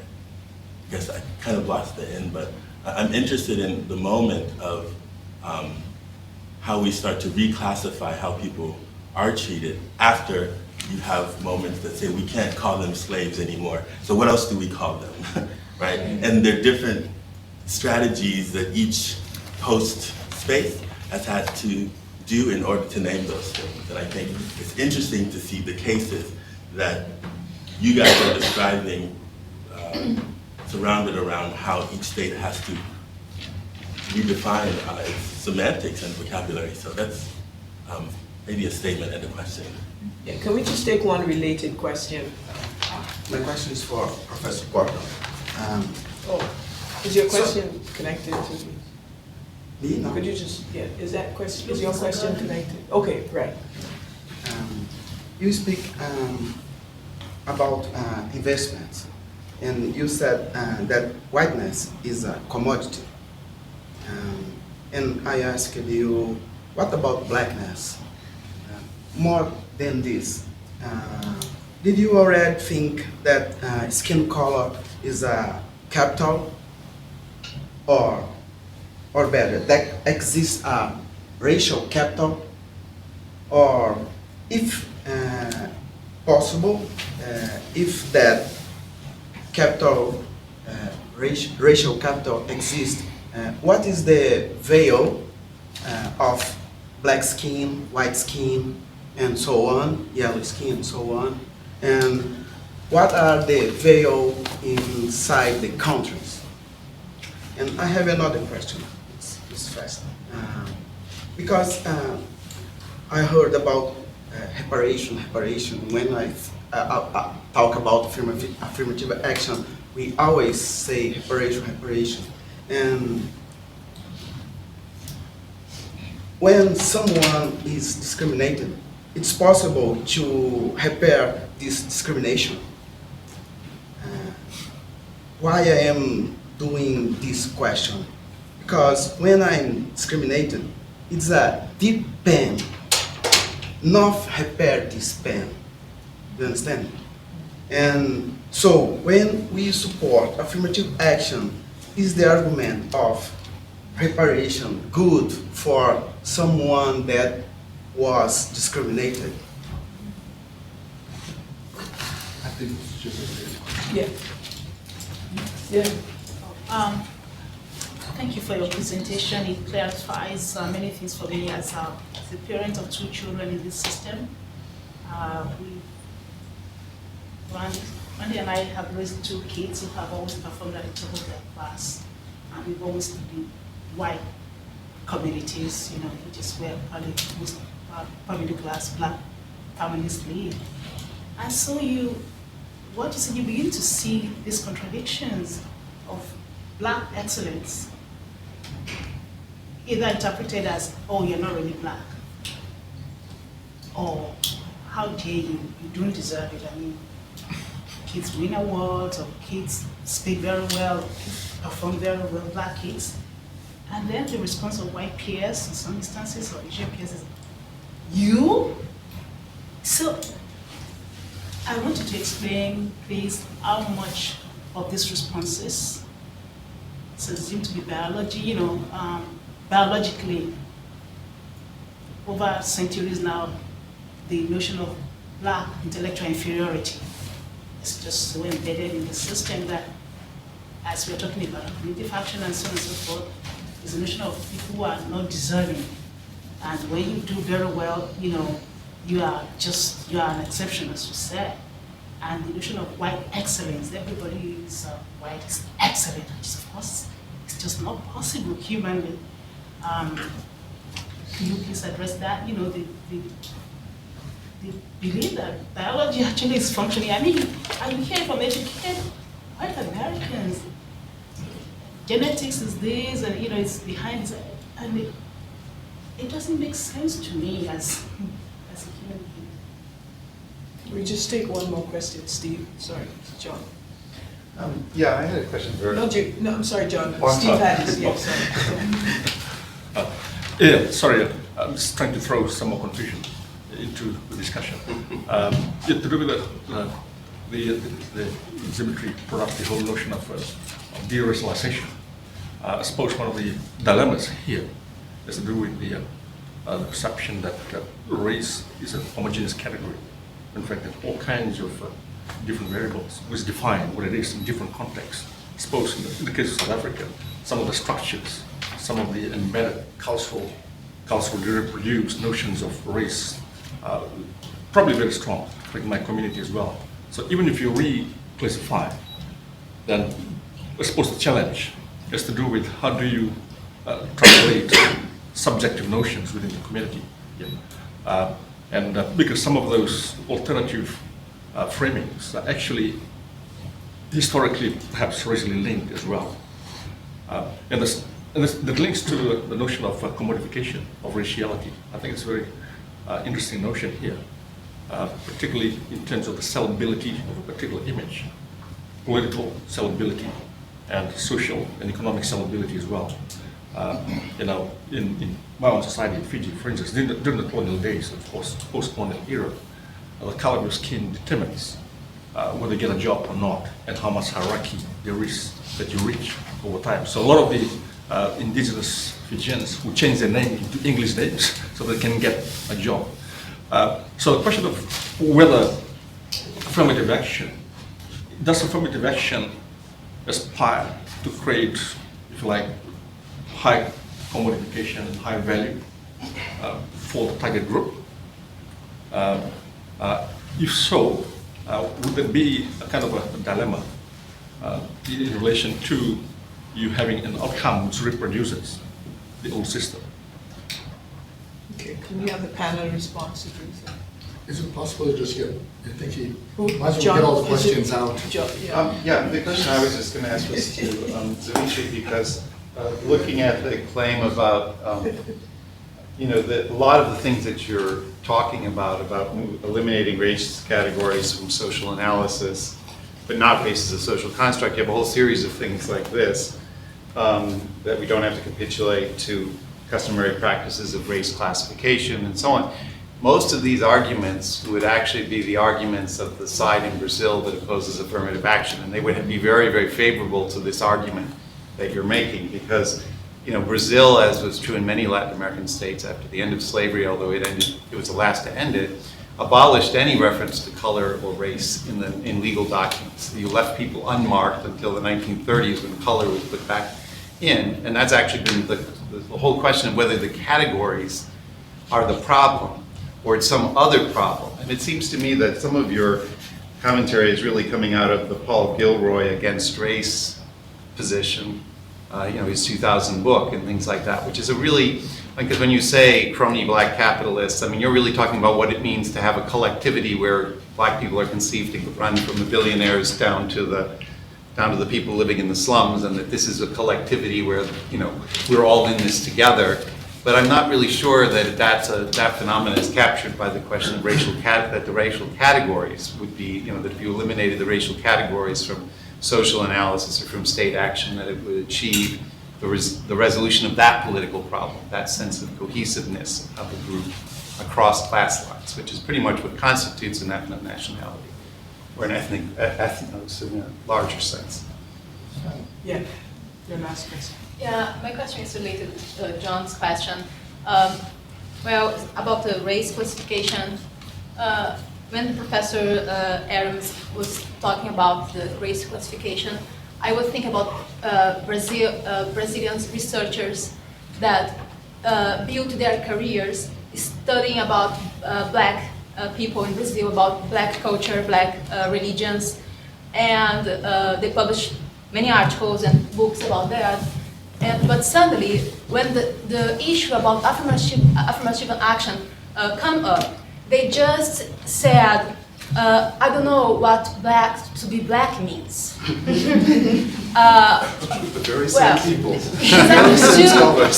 Two arguments. Basically, they had two arguments. One was, number one, we are a racial democracy. It's mean if you have affirmative action, we'll create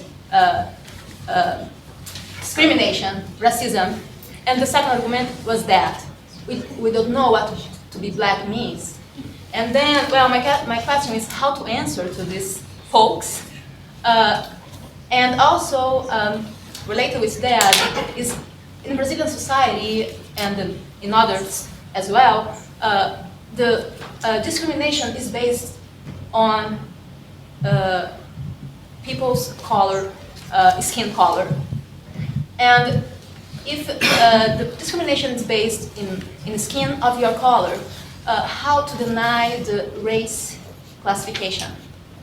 But if we consider that the race classification is the best one to manage, to make this discussion, who is the authority to define, who is black or not? I think you have your work cut out. Who goes first? Okay, Catherine,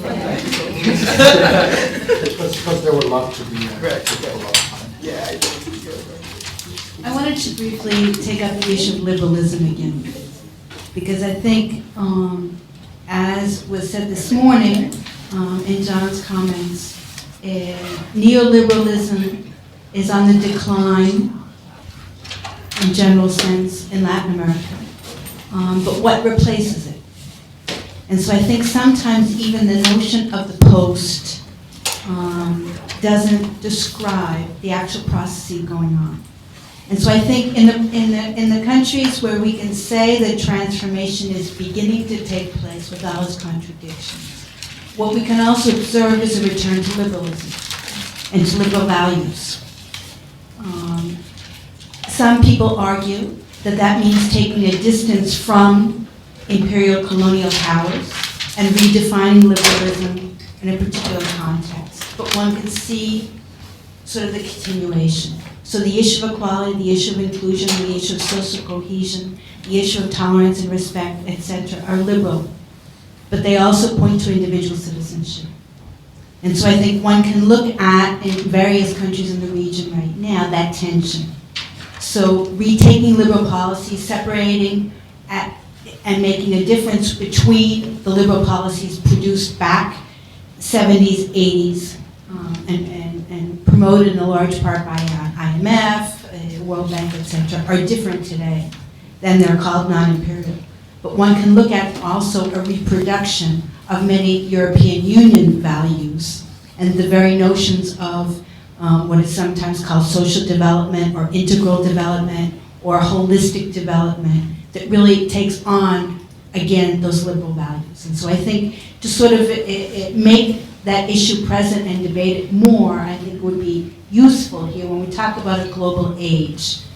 How does liberalism play a new role in that global age, where neoliberalism, as it has been understood in the past 2 decades, doesn't have the same force? There's several things for me to respond to, but a lot of them connected to the question Denise asked earlier. Okay. The first thing is, in my talk, I made a difference between some of the ideal questions that need to be looked at in terms of possibility. And I said this talk is really devoted to a critique of the current condition. So the current condition is so normatively embedded in liberalism. That's why I use those categories. But what I actually argue for transcends liberalism. Okay? So, and one of the ways it transcends it is ultimately, I actually share with you the argument about relational metaphysics rather than substance-based metaphysics. And a lot of the questions about relationality means if you change a relation, it may produce new kinds of relations that you didn't anticipate. This means then, for me, that I do not presuppose, for instance, that the future is going to be raceless or raceful, so to speak. There could be a proliferation of races, or there may be some completely different kind of category that none of us have any idea of right now. Because as we know, for instance, an example I often use is the category of women. You know, we look throughout the history of human classification, and we see the term woman, or we may see terms that tend to designate what we call women. But we begin to find out that they don't function the same way normatively or epistemologically. Because there was a time when all a woman meant was an undeveloped man. But once we got a different metaphysics, a woman doesn't mean an undeveloped man, it means a fully developed version of our species. Once a woman is fully developed, it's a different kind of agent, particularly if we talk about political agent.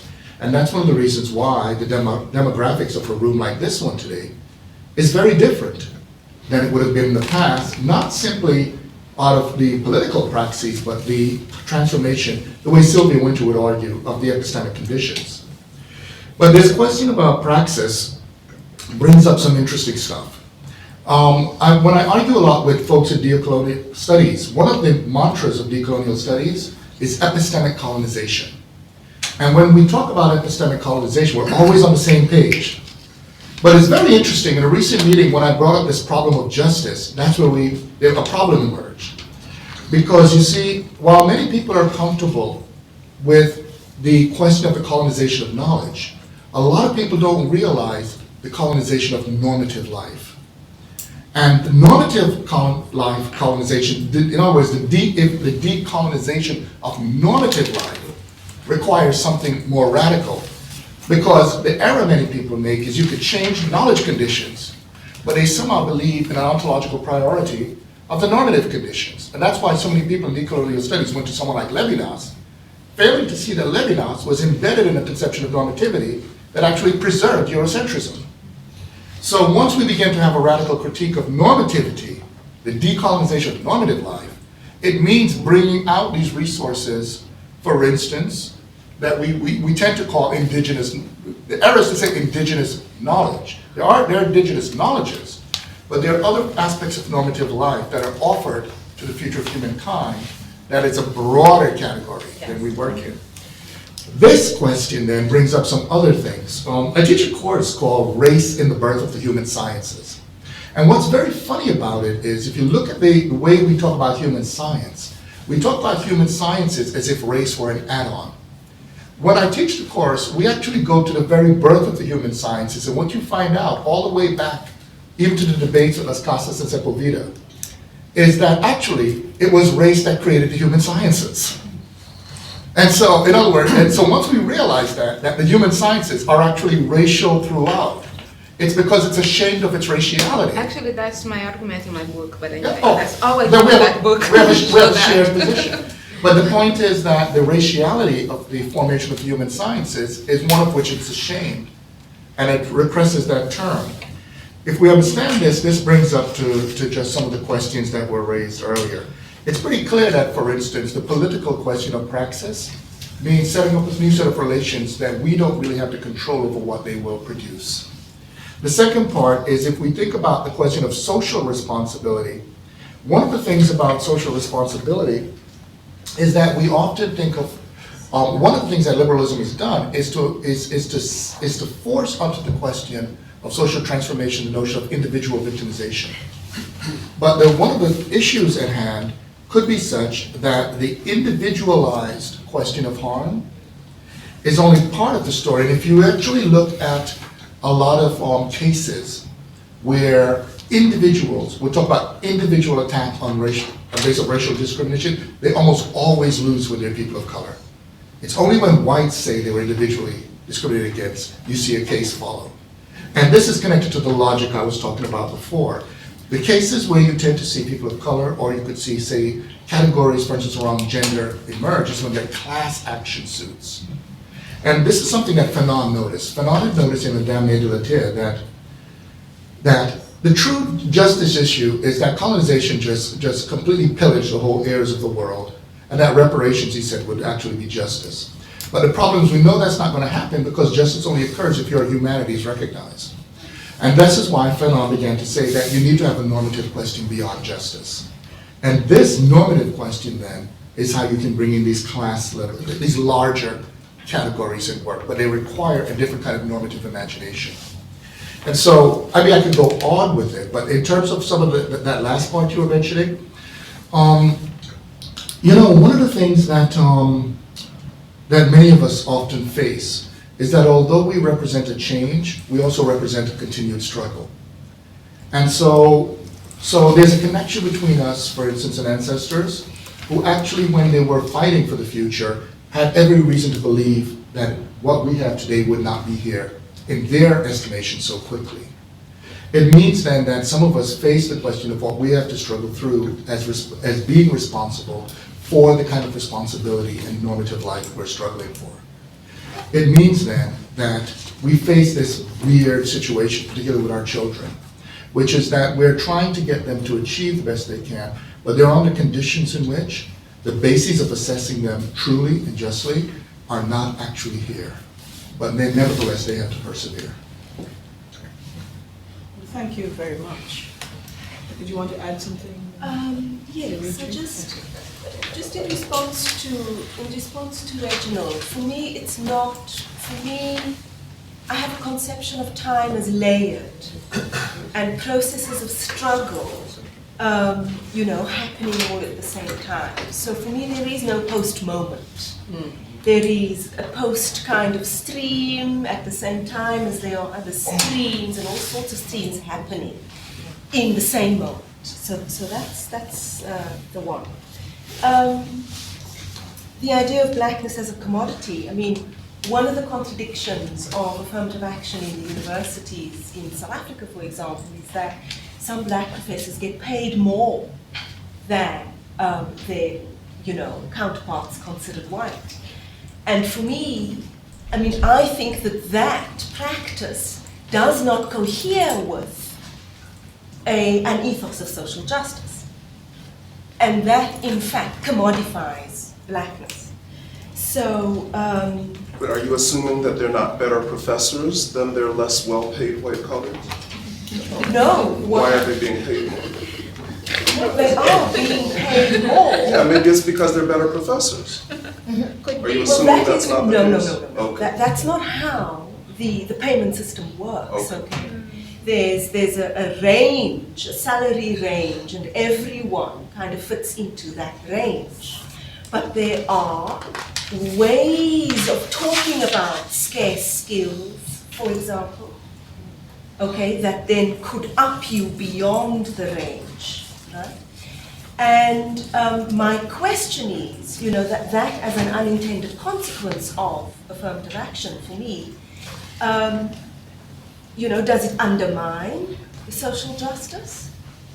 You know, and for me it does.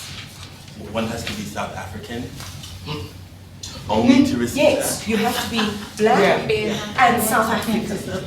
Okay, you cannot be black from the north or black from anywhere else on the continent. So in that sense, it is a South African blackness that does get, you know, commodified in a way.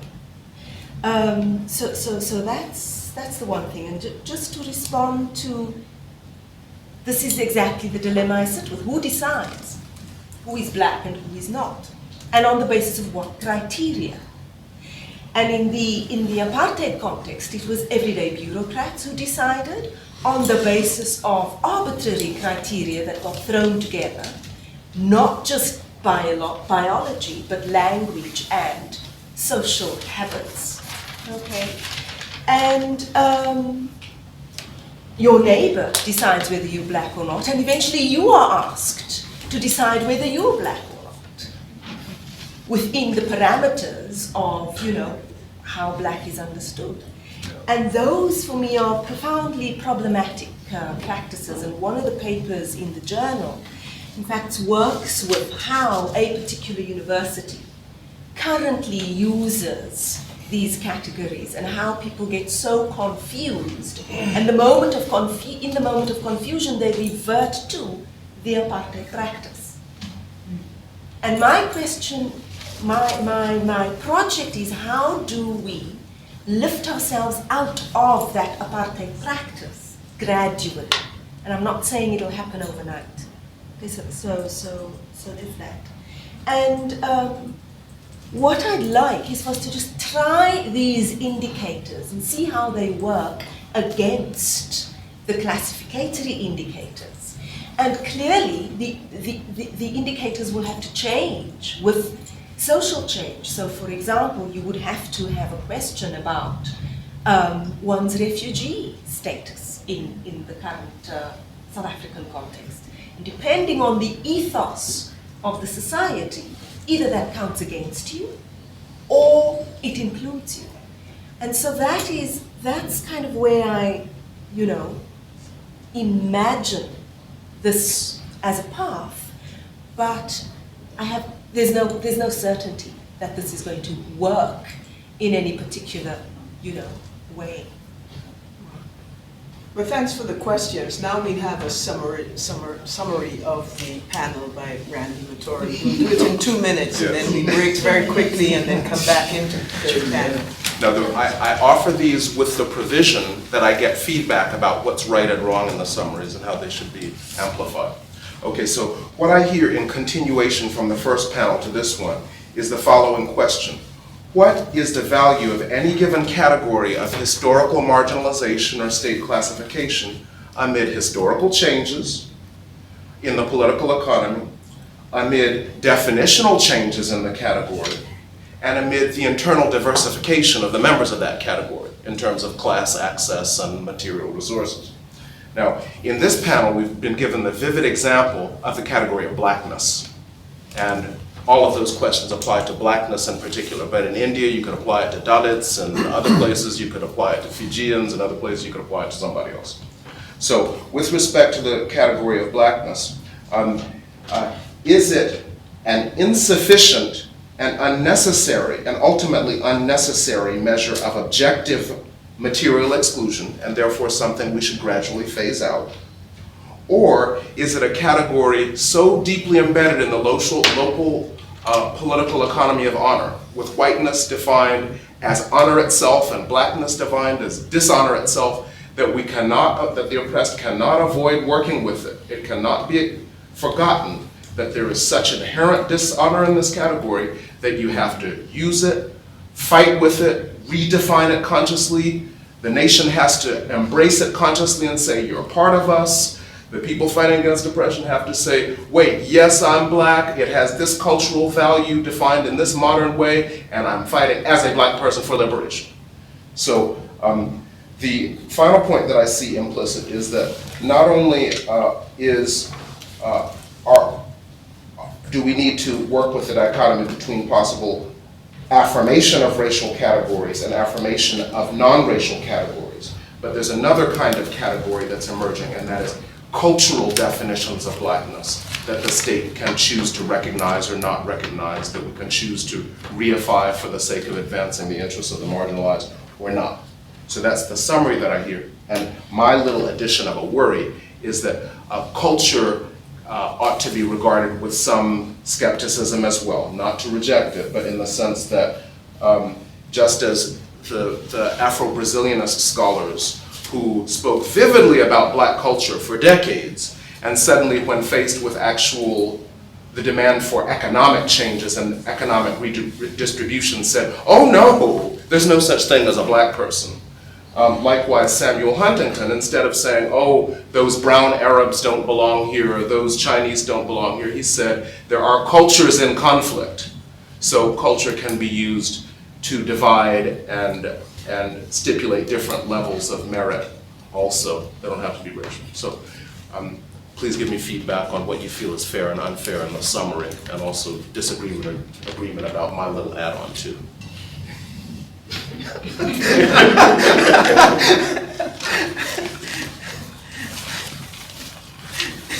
Okay, so we have run out of time, literally, and we need to sort of. But feel free to communicate with me Yeah, so you can afterwards talk and with later on. Randy afterwards, and we can deal with all the questions that might still be bubbling in your minds later on. Thank you very much.